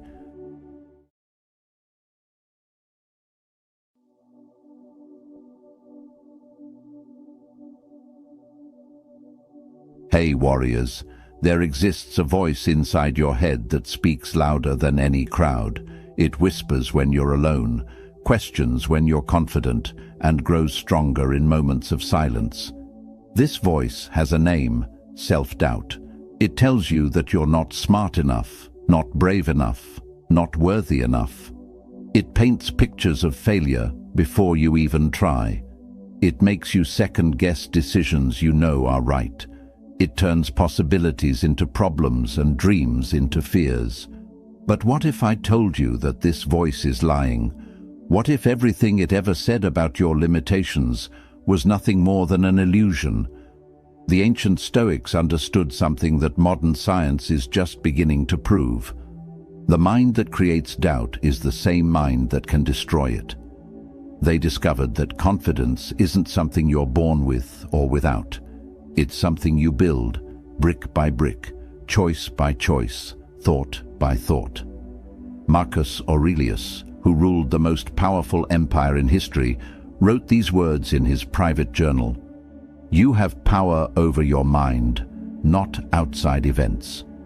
Realize this, and you will find strength. He wasn't writing for an audience. He was reminding himself of a truth so important that even emperors need to remember it. Today, you'll discover 7 laws that the Stoics used to silence the voice of doubt forever. These aren't gentle suggestions or wishful thinking. They are mental tools sharpened by centuries of testing, proven by the lives of people who faced impossible odds and emerged unbroken. Each law will meet doubt where it lives and strip away its power. By the time we finish this journey together, you'll carry within yourself something no one can take away. The unshakable knowledge that you are enough, you always have been, and you always will be. Warriors, let's lock this in together. Drop it in the comments and make it real. I am stronger than my doubts. Number 1. The law of inner ownership, your true kingdom. The first path to unshakable confidence starts with understanding a simple but revolutionary truth. There are only 2 worlds you can live in, the world of what you control and the world of what you don't. Self-doubt multiplies when you try to live in both. Every morning you wake up and face a choice. You can spend your energy trying to control the weather, other people's opinions, the outcome of your efforts, and 1,000 other things that will never bend to your will. Or you can focus your power on the one kingdom where you rule absolutely, your own mind. Epictetus learned this lesson in the harshest classroom imaginable. Born into slavery, stripped of freedom, treated as property, he discovered something his masters could never touch: his power to choose his response to any situation. He said, "We cannot choose our external circumstances, but we can always choose how we respond to them." Think about the profound freedom in those words. Here was a man who owned nothing, not even his own body, yet he found the ultimate ownership. The ownership of his thoughts, his reactions, his inner world. When you embrace inner ownership, something beautiful happens. The voice of doubt begins to lose its grip because it has nothing to hold on to. Doubt feeds on your attempts to control the uncontrollable. It grows strong when you worry about outcomes beyond your reach. But when you pull your energy back to your own domain, doubt finds itself homeless. Imagine you're the captain of a ship in a storm. You cannot control the wind or calm the waves, but you can adjust your sails. You can steer your course. You can keep your crew focused and your compass steady. The storm may rage around you, but inside your ship, you maintain order. This is the essence of inner ownership. It's not about giving up or becoming passive. It's about directing your power where it can actually make a difference. In your choices, your effort, your response to whatever life brings. The next time doubt creeps in, pause and ask yourself this simple question. Is this something I actually control? If the answer is yes, then take action. If the answer is no, then release it and redirect your energy to what you can influence. This law also liberates you from the prison of perfectionism. Perfectionism is doubt wearing a disguise, telling you that unless everything turns out flawlessly, you're a failure. But when you focus on what you control, your effort, your honesty, your persistence, you realize that your worth isn't determined by perfect outcomes. Your inner dialogue transforms when you live by this law. Instead of, what if they don't like what I say? You think, am I speaking my truth? Instead of, what if this doesn't work out? You ask, am I giving my best effort right now? The world may reject your ideas, misunderstand your intentions, or ignore your contributions. But if you remain true to your values and focused on your choices, you cannot be defeated. Your power lies not in controlling the response, but in owning your action. This is your first key to freedom. Own completely what is yours and release completely what is not. In that ownership, you find a strength that no external circumstance can shake. Stamp this truth in the comments. Own it, live it, breathe it. I control my mind, not the world. Number 2, the law of present strength, your anchor in time. Self-doubt has a favorite hiding place. It lives in the shadows of yesterday and the fog of tomorrow. In the past, it replays your mistakes like a broken record. In the future, it projects your fears onto a screen that hasn't been written yet. But here's what the Stoics discovered. Both the past and the future are stories your mind tells itself. The only place where life is actually happening, where your strength is actually available, is right here, right now. Seneca, one of Rome's greatest philosophers, understood this deeply. He wrote, "True happiness is to enjoy the present without anxious dependence upon the future." He wasn't suggesting that you ignore the future or pretend the past doesn't matter. He was pointing to where your real power lives, in this moment. When your mind travels too far ahead, it creates problems that don't exist yet. You suffer defeats that haven't happened. You fight battles that may never come. And while you're lost in those imaginary struggles, you miss the real opportunity sitting right in front of you. Think of a skilled musician performing on stage. If her mind drifts to the mistakes she made in yesterday's practice, or jumps ahead to worry about tomorrow's performance, her fingers stumble on today's notes. But when she stays present, when she focuses completely on this song, this breath, this moment, her music flows with perfect grace. Living by the law of present strength means making peace with this truth. You cannot change what happened yesterday, and you cannot live tomorrow's experiences today. But you can make this moment count. Here's the secret the Stoics knew that doubt tries to hide. Greatness is not built in years or decades. It's built in moments. One moment of choosing courage over fear. One moment of picking discipline over distraction. One moment of speaking truth when it would be easier to stay silent. String together enough of these moments, and you create a life that doubt cannot touch. When uncertainty tries to overwhelm you, ground yourself with this powerful question: what does this exact moment require of me?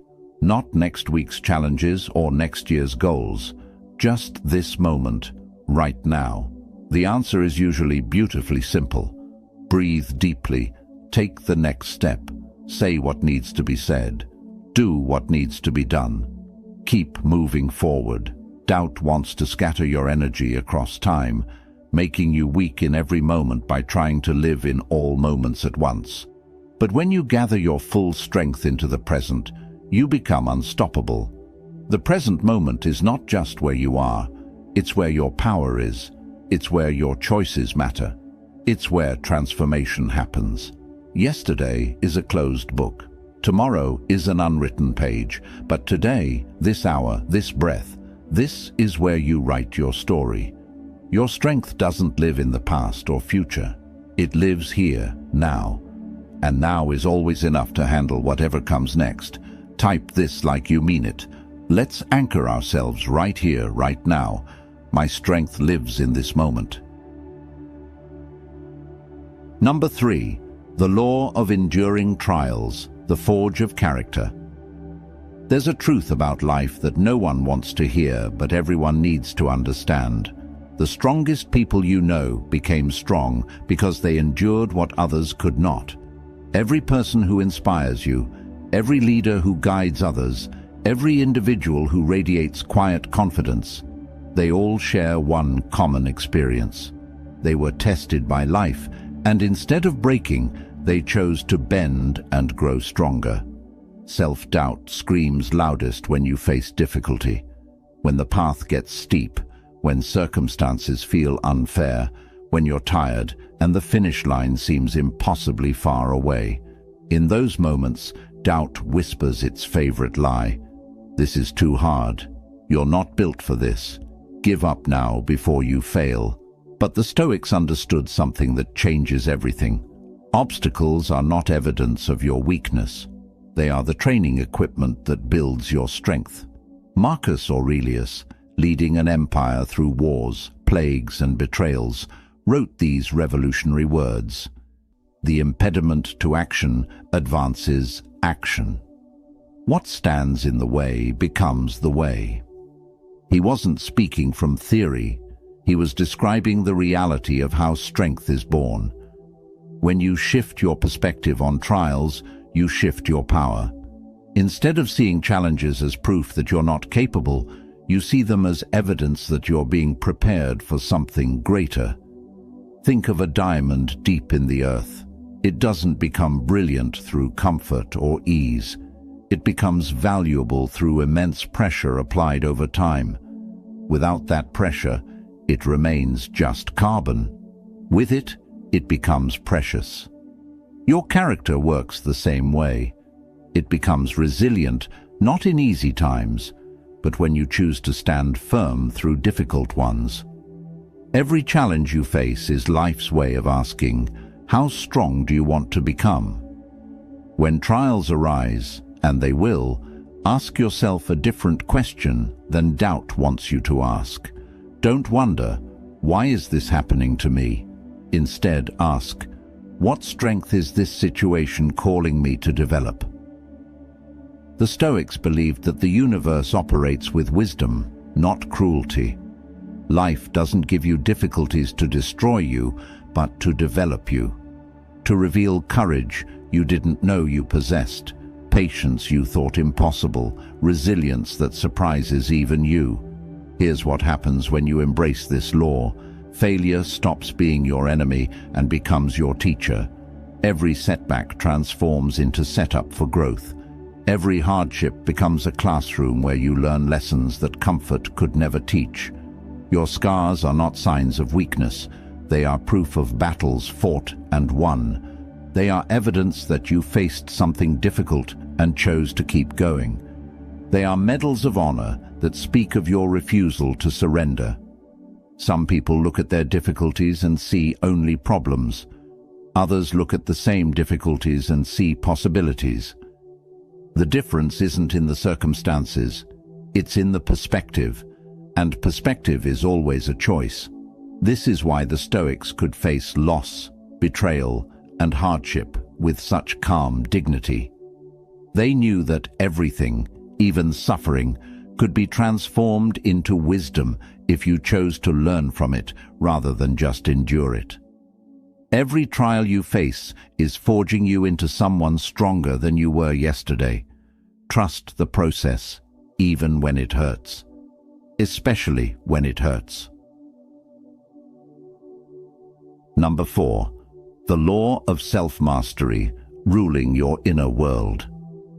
The most important battle you will ever fight is not against external enemies, competitors, or obstacles. It's the daily battle for sovereignty over your own mind. Every single day, from the moment you wake up to the moment you close your eyes, you face a fundamental choice. Will you be the master of your thoughts, or will your thoughts master you? Most people never realize they have this choice.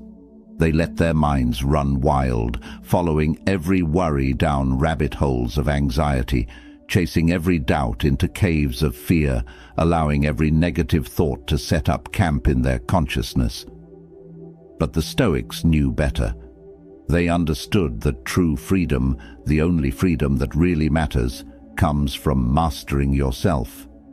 Epictetus put it this way: "No person is free who is not master of themselves." Think about that profound truth. You could achieve every external goal, win every prize, earn every accolade the world has to offer, but if you're enslaved by fear, controlled by impulses, or ruled by doubt, you're not truly free. Self-mastery is the art of becoming the CEO of your own consciousness.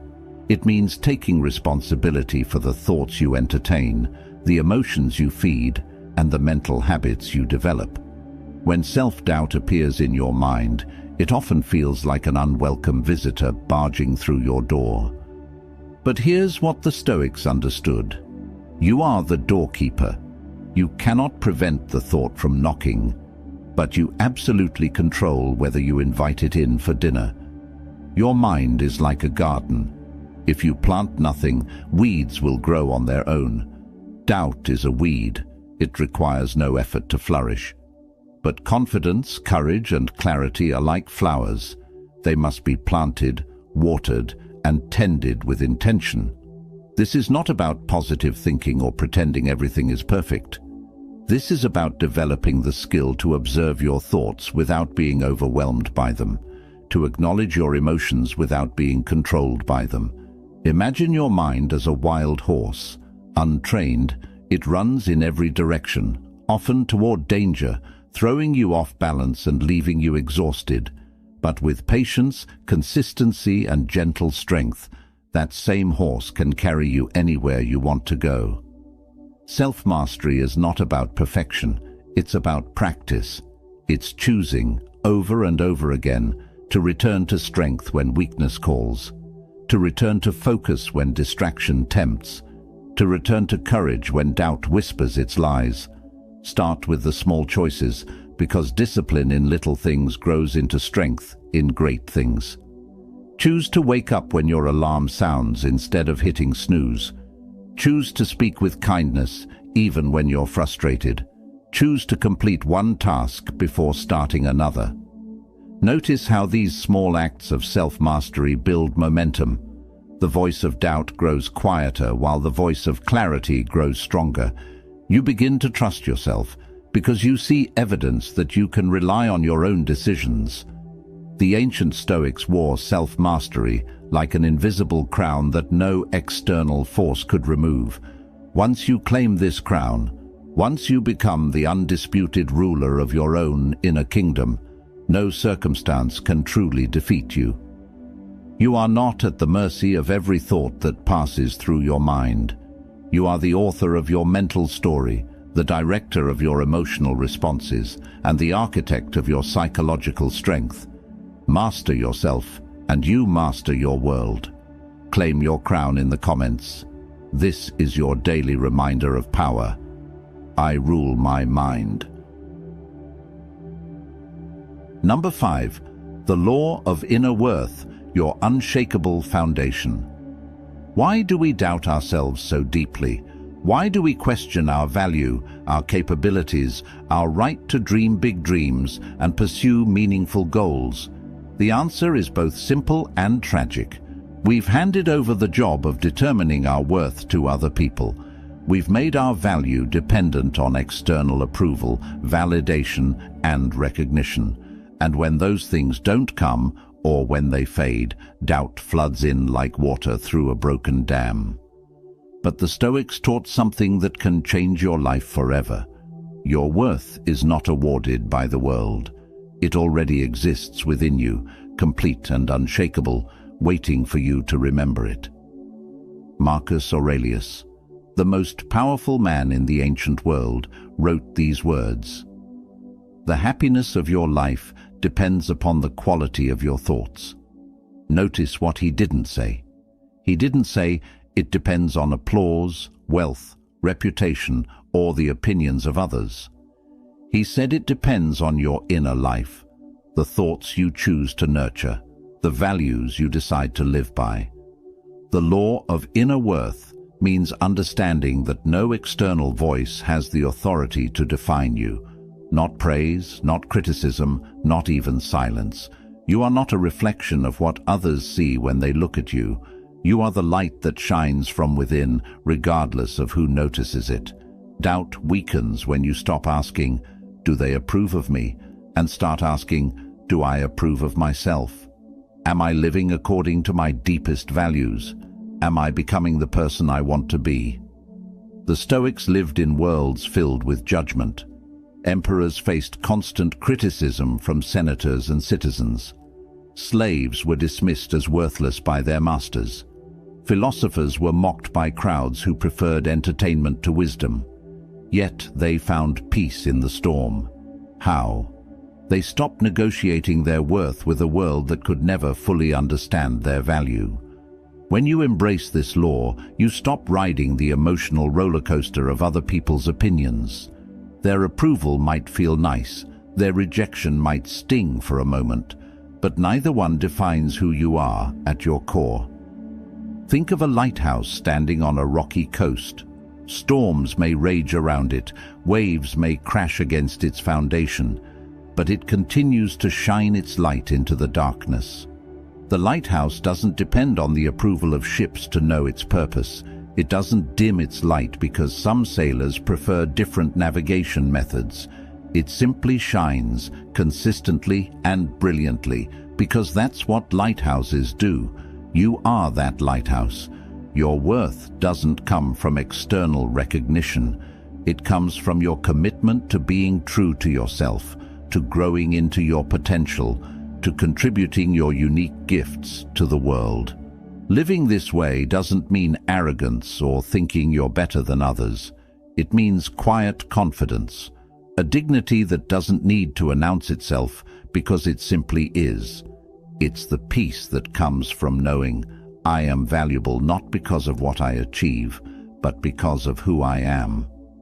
This law protects you from two dangerous traps, the high of praise and the low of criticism. When you know your worth comes from within, you can receive compliments gracefully without becoming addicted to them, and you can face criticism honestly without being destroyed by it. Your value is not up for vote. It's not determined by committee. It's not subject to market fluctuations or popular opinion.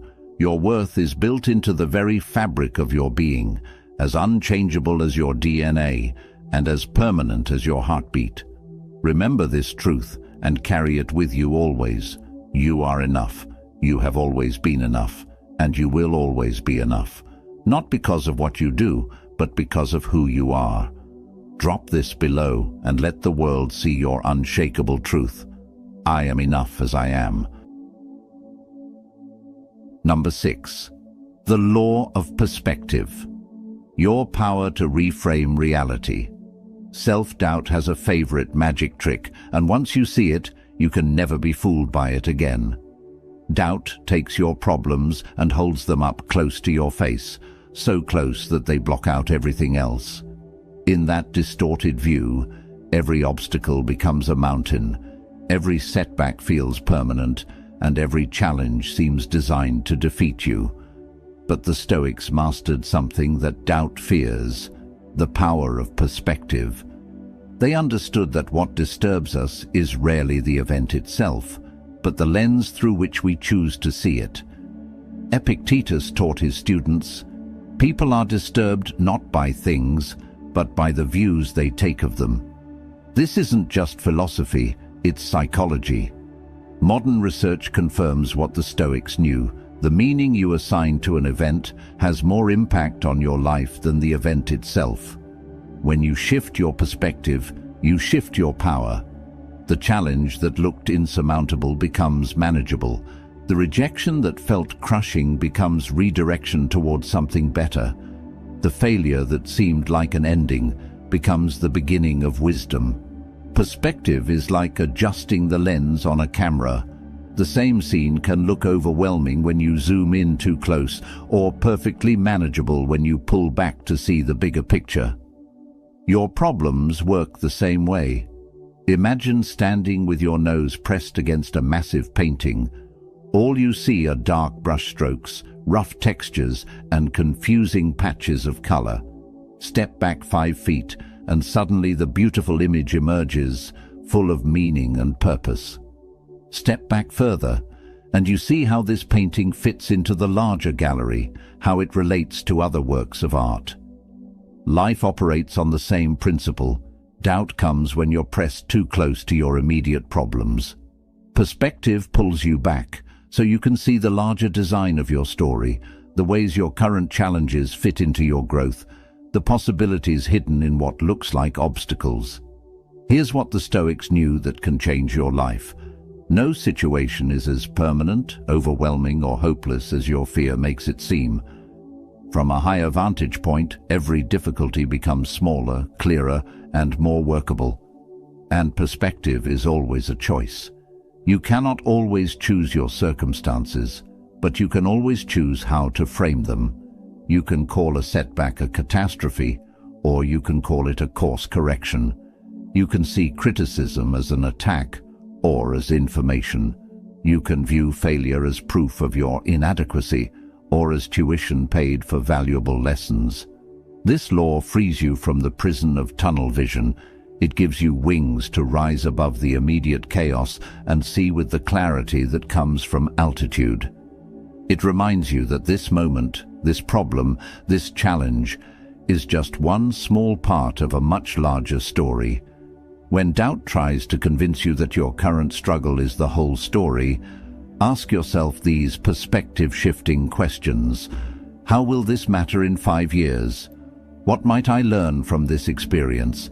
How could this redirect me towards something better? What would I tell a friend facing the same situation? Watch how those questions change everything. What seemed like the end of the world becomes just another chapter in your ongoing story of growth and resilience. The Stoics faced wars, plagues, betrayals, and losses that would break many people. But they developed the ability to see each hardship as part of a larger pattern of development, each challenge as preparation for greater responsibility, each trial as evidence of their growing strength.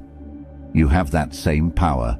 Use it wisely, and you'll discover that very few things in life are as bad as they first appear, and almost nothing is as permanent as fear wants you to believe. Choose your perspective carefully, because it will determine not just how you feel, but who you become. Number 7. The law of alignment, living your truth. Deep in your heart, beneath all the noise and confusion, you already know the kind of person you want to be. Honest, even when it's difficult. Courageous, even when you're afraid. Kind, even when others aren't. Consistent, even when no one is watching. But self-doubt grows loudest in the space between who you are and who you want to be. When your actions don't match your values, when your choices contradict your principles, when you say one thing but do another, that's where doubt finds fertile ground to grow. The Stoics understood that lasting peace comes not from external success, but from internal alignment. When your life and your principles walk hand in hand, when your actions reflect your values, when your choices serve your highest good, doubt has nowhere to hide. Marcus Aurelius reminded himself daily, "If it is not right, do not do it. If it is not true, do not say it." These weren't just pretty words written in a journal. They were operating instructions for a life lived with integrity. This is the law of alignment, choosing to live in harmony with your deepest values, walking with integrity whether anyone is watching or not. Because when your external actions align with your internal truth, you create an inner strength that cannot be shaken. Think of a river flowing within its natural banks. It moves with power, clarity, and unstoppable momentum. But when water spills outside those boundaries, it becomes scattered, weak, and confused, causing damage instead of nourishing the land. Your life works the same way. When you stay true to your values, when you act with integrity, when you make choices that honor your authentic self, you flow with natural power. When you drift from your principles, you lose direction and doubt floods in to fill the confusion. Self-doubt often disguises itself as guilt, regret, or inner conflict. But the real problem isn't that you're not good enough, it's that you're not being true to who you really are. The cure isn't seeking more approval from others. It's returning to alignment with yourself. Ask yourself these powerful questions. Am I living according to my deepest values? Do my actions match my beliefs? If someone followed my example, would they become the kind of person I respect? If you can answer yes, then doubt has no legitimate case against you. You might face criticism from others, you might encounter setbacks and challenges, but you'll face them with the unshakable confidence that comes from knowing you're living your truth. The beauty of this law is the peace it creates. When you're aligned with your values, you no longer need to prove yourself to anyone. You're not trying to be someone else's version of success. You're simply being the most authentic version of yourself. Alignment doesn't require perfection. You will stumble sometimes. You will make mistakes, poor choices, decisions you later regret. But each time, you can choose to realign. Each time, you can choose to return to your values, and in that return, you grow stronger. The Stoics lived by this truth. Your life is your message to the world. Let it be a message of integrity, where your values aren't just beautiful ideals hanging on the wall, but lived realities that guide your daily choices. When you live in alignment, you become unstoppable, not because you never face opposition, but because you know who you are and what you stand for. That kind of clarity creates a confidence that no external circumstance can touch. Your values are your compass. Follow them faithfully, and you'll never truly be lost. Live them consistently, and doubt will have nowhere to take root in the garden of your character. These 7 laws are not separate tools. They are interconnected principles that work together to create something powerful. A mind that cannot be shaken by doubt, a heart that cannot be discouraged by setbacks, and a spirit that cannot be defeated by circumstances. The law of inner ownership teaches you to focus your energy where you have real power. The law of present strength anchors you in the only moment where change is possible. The law of enduring trials transforms your obstacles into opportunities. The law of self-mastery makes you the ruler of your own responses. The law of inner worth reminds you that your value comes from within. The law of perspective gives you the ability to see clearly through any storm. The law of alignment ensures that your life reflects your deepest truth. Together, these laws form a philosophy of unshakable confidence. Not the loud, boastful confidence that crumbles under pressure, but the quiet, steady confidence that grows stronger with every test. This is not about becoming perfect or never feeling uncertain. It's about developing the tools to meet doubt when it comes, and it will come, with wisdom instead of fear, with strength instead of surrender. You now carry within yourself something precious, the knowledge that you have everything you need to handle whatever life brings. Not because life will always be easy, but because you know how to be strong. Not because you'll never face challenges, but because you know how to grow through them. The ancient Stoics faced wars, plagues, betrayals, and losses that would destroy many people. Yet they found a way to live with dignity, purpose, and peace. They proved that human beings can endure anything and emerge not just intact, but improved.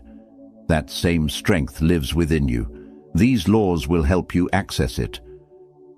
We've reached the end of our journey together, but for you, this is not an ending. It's a beginning. You now possess 7 ancient keys that unlock a door most people never even know exists. The door to unshakable inner strength. But knowledge without action is just entertainment. These laws will only change your life if you choose to live by them. They will only silence doubt if you use them when doubt speaks loudest. Starting today, when uncertainty creeps into your mind, you have a choice to make. You can listen to the old voice that tells you you're not enough, or you can remember what you've learned here and choose a different response. When others' opinions start to define your worth, remember the law of inner worth. When problems seem overwhelming, remember the law of perspective. When life feels out of control, remember the law of inner ownership. When you're stuck in worry about the future, remember the law of present strength. These are not just concepts to understand, they are principles to live by. They are tools to use daily, weapons to wield when doubt attacks, lights to carry when the path seems dark. You are stronger than you've been taught to believe. You are wiser than your fears suggest. You are more capable than your doubts claim, and you are more valuable than any external validation could ever confirm. The Stoics knew something that changed their lives and can change yours. A person aligned with wisdom, rooted in truth, and committed to growth becomes unstoppable. Not because they never face difficulties, but because they know how to transform difficulties into strength. Today marks the day you stop asking if you're enough and start knowing that you are. Today you stop waiting for permission to pursue your dreams and start giving yourself permission to become who you're meant to be. The voice of doubt may visit you again, but it will never again find you defenseless. You now carry within yourself an arsenal of ancient wisdom, tested by time and proven by the lives of those who refuse to surrender to fear. Your story is still being written. Make it a story of courage, wisdom, and unshakable inner strength. Make it a story that inspires others to find their own power. Make it a story that proves doubt wrong in every chapter. The Stoics believed that a life lived with wisdom and virtue becomes a masterpiece that no external force can diminish. Your masterpiece begins now. Let's seal this journey together. Comment it boldly, warriors. This is my new beginning. Rise up, step forward, live boldly. You have everything you need.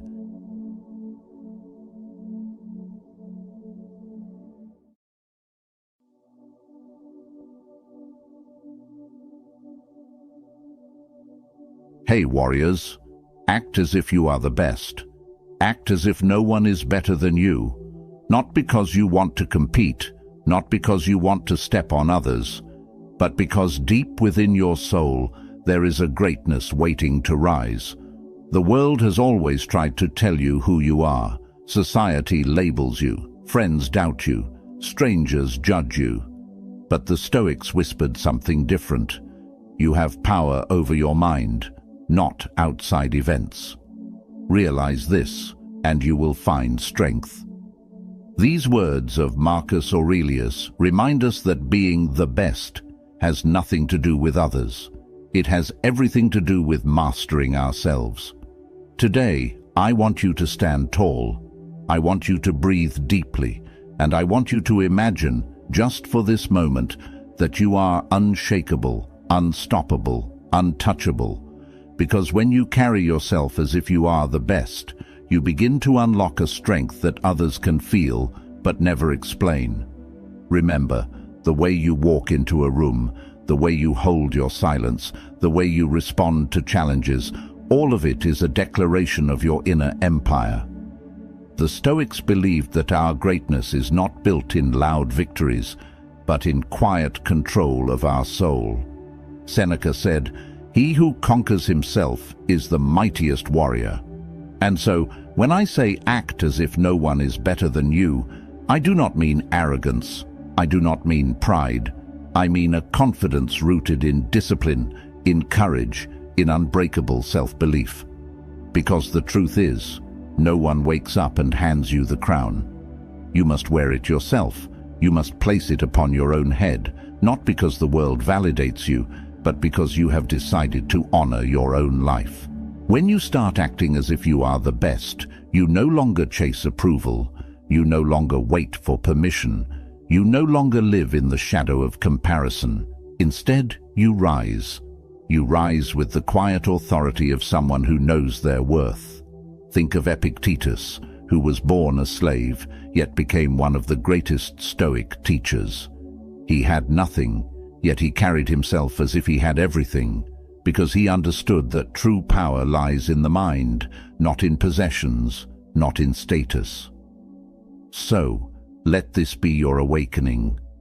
Do not act small. Do not speak as if your voice doesn't matter. Do not live as if your presence is optional. Live as if your soul was chosen for greatness. Live as if you were born to shape the world around you. Live as if no one was ever meant to walk taller than you. This is not arrogance. This is responsibility. Responsibility to your own potential. I want you right now to breathe these words in deeply. I carry myself as if I am the best. Not against others, but for myself. Because when you act as if you are the best, you rise beyond fear. You rise beyond hesitation. You rise into a place where courage becomes natural.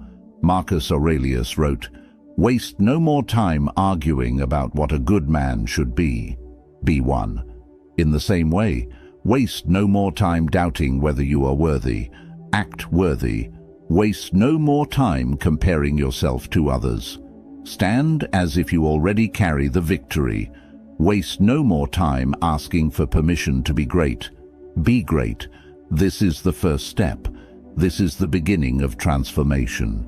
So before we begin our 5 Stoic lessons on how to act as if you are the best, I want you to make a promise, a silent promise to yourself, that from this day forward you will not shrink, you will not lower your crown, you will not bow to fear, you will walk with dignity, speak with certainty, and live with inner fire. Because greatness is not an award. Greatness is a decision. If you are ready, then join me on this journey. Together, we will uncover 5 powerful Stoic truths that will show you how to rise, how to hold yourself with unshakable confidence, and how to live a life where you do not chase greatness, because you already embody it. But before we dive in, pause for a moment. Like this video, drop your thoughts in the comments and share this with someone who needs to hear it. And don't forget to subscribe to the channel, because what we are building here is more than just words. It is a movement of strength, courage, and inner mastery. And here is the affirmation I want you to write in the comments right now. I act as if I am the best because I honor my own power. Say it, write it, breathe it, let it become part of you. Number 1. Rule your mind, or it will rule you. The first step to acting as if you are the best is simple, but not easy. You must take command of your own mind. The Stoics taught us that the greatest battle is not against other people, not against the world, but against our own thoughts. Marcus Aurelius once wrote, "You have power over your mind, not outside events. Realize this, and you will find strength." Think about that for a moment. If your mind is scattered, if your mind is filled with fear, If your mind is chained to comparison, then how can you ever act as if you are the best? You can't, because the body follows the mind. The voice follows the mind.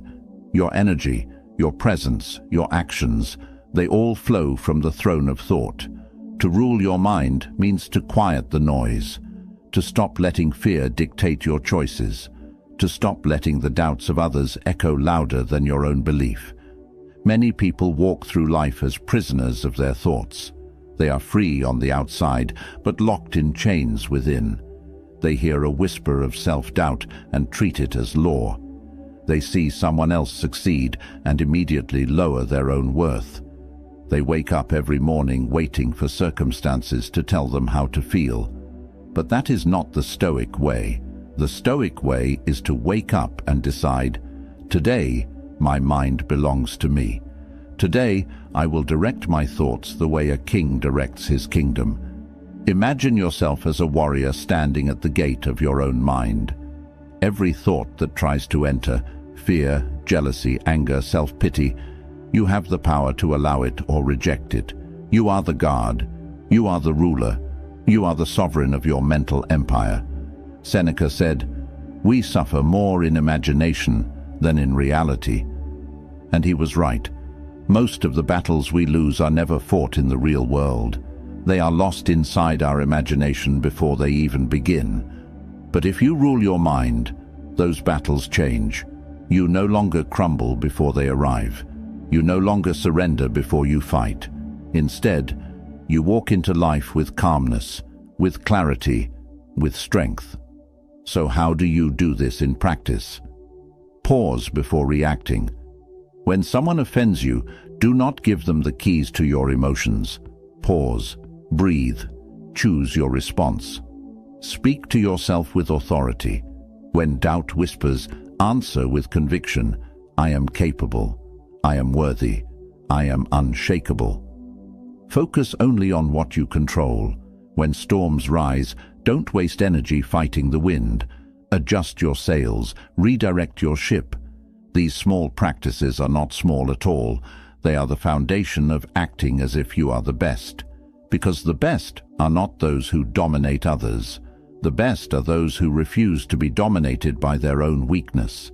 Epictetus, who endured slavery, hardship, and pain, still carried himself with unbreakable confidence because he mastered his mind. He said, "No man is free who is not master of himself." That is the essence of greatness. Not fame, not wealth, not applause, but self-mastery. So, when you walk into the world, walk with the mind of a ruler. Do not let your emotions drag you like a slave. Do not let fear chain you. Do not let doubt speak louder than your destiny. Act as if you are the best, because you command your mind with authority. And remember this truth: the one who rules his mind can stand before kings, before enemies, before the storms of life, and remain unshaken. That is what it means to carry yourself as the best. Now I want you to take this affirmation with you. Drop it in the comments, write it on paper, speak it into your heart. I rule my mind. I will not be ruled by it. This is your first crown. This is your first step into true greatness. Number 2, walk with quiet confidence, not loud pride. When you act as if you are the best, the temptation is to make it loud, to shout it, to prove it, to demand that others see it. But true greatness does not need to scream. It speaks in silence. The Stoics believed that the best strength is steady, not boastful. Epictetus once said, "Be silent for the most part, or if you speak, say only what is necessary and in few words." Why? Because the world measures power by noise, but the wise measure it by presence. Think of a mountain. It does not announce its height. It does not declare its majesty. Yet when you stand before it, you feel its power.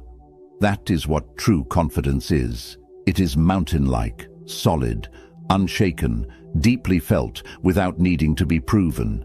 Many people confuse arrogance with confidence. They puff their chest, they shout louder, they belittle others. But this is weakness disguised as strength. It is a mask, not mastery. The one who truly acts as if they are the best does not need to prove it, because they know it. Their worth does not depend on applause. Their belief does not depend on recognition.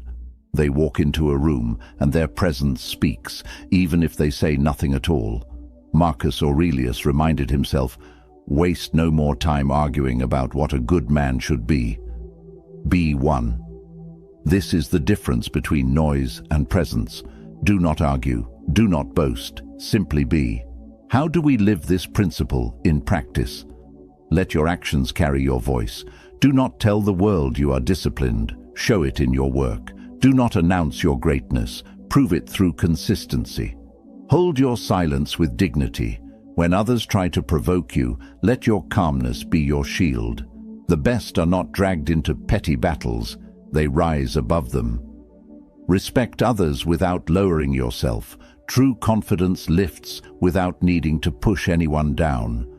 When you walk with quiet confidence, you free yourself from the exhausting chase of external validation. You no longer live for applause or approval. You no longer shape your worth by how others respond. Instead, you anchor yourself in something deeper, something unshakable, the certainty of your own soul. Seneca said, "It is not the man who has too little, but the man who craves more, that is poor."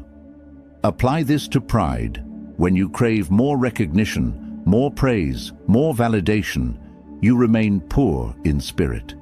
But when you stand content in who you are, without demanding that others notice, you become rich in self-respect.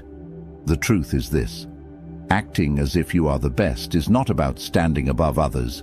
It is about standing fully in yourself, quietly, firmly, fearlessly. Think of the people in history we still admire. Marcus Aurelius, the emperor who carried himself with humility despite his crown. Epictetus, who taught kings though he himself was born a slave. Their greatness was not in the noise of their titles, it was in the quiet confidence of their being. When you embody this, the world feels it. You don't need to fight for respect, it comes naturally. You don't need to demand honor, it is given freely. You don't need to tell people you are the best. They see it in the way you move, the way you respond, the way you live. And so, the second key to acting as if you are the best is this: be silent when noise is empty, and let your strength be felt, not shouted. Confidence is like fire. The weak burn fast and loud, consuming everything around them, but the strong burn steady, giving light without wasting energy. Carry yourself like that steady flame. Be a presence that others feel without explanation. Be a mountain that others respect without demand. Be the calm force that stands unshaken in a world addicted to noise. Now, I want you to take this affirmation into your heart and drop it in the comments. My confidence is quiet. My strength is unshakable. Say it slowly. Feel it in your chest. Walk with it in your every step. This is the second crown you place upon your head. Number 3. Stand tall in adversity. The best are forged in fire. To act as if you are the best, you must learn to carry yourself with strength when life is heavy. Anyone can feel confident when the sky is clear and the path is smooth. But the true test comes when storms arrive. The Stoics believed that hardship is not a curse, it is a gift. Marcus Aurelius wrote, "The impediment to action advances action. What stands in the way becomes the way." These are not just words. They are a reminder that every challenge you face is a chance to rise higher. Imagine steel. Before it becomes strong, it must be tested in fire. Without heat, it remains soft. Without pressure, it bends too easily. But when it is forged, when it endures fire, it becomes unbreakable. So it is with you. To act as if you are the best is not to live untouched by pain. It is to face pain and remain unshaken. It is to carry dignity even in struggle, to walk with calmness even when chaos surrounds you. The truth is, adversity is unavoidable. You will be misunderstood. You will face setbacks. You will be doubted, even ridiculed. But the Stoic way is not to crumble. It is to stand taller, stronger, wiser with every blow. How do you live this principle in practice?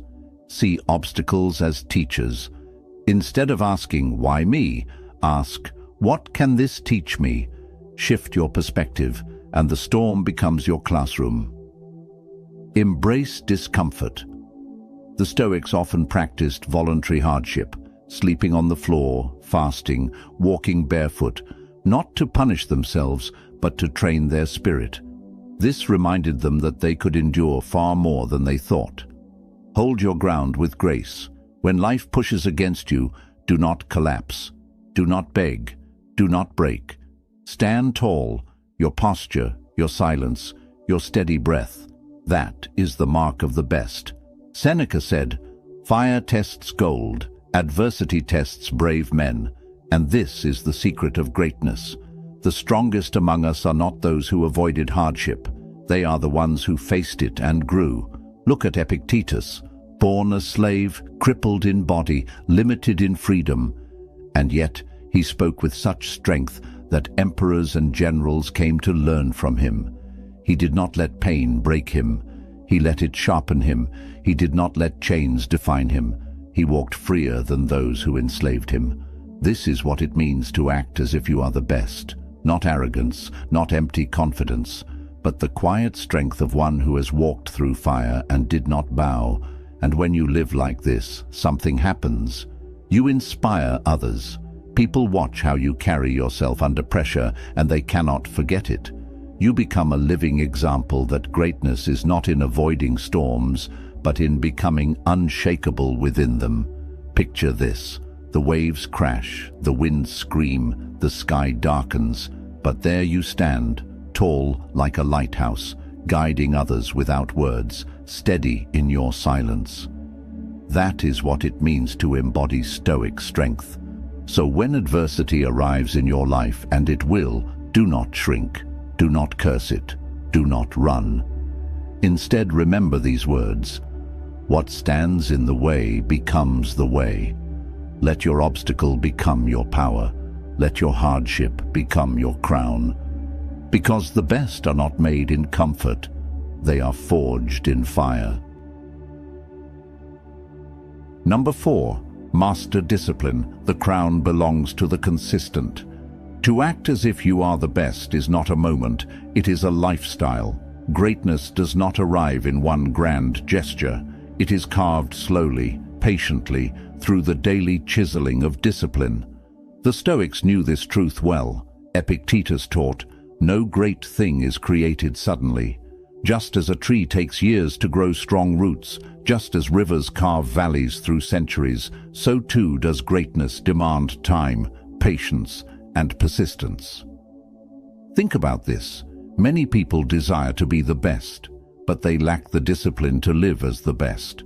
They want results, but not the sacrifice. They want recognition, but not the repetition. But the one who acts as if they are the best, whether seen or unseen, shows up daily, quietly, consistently.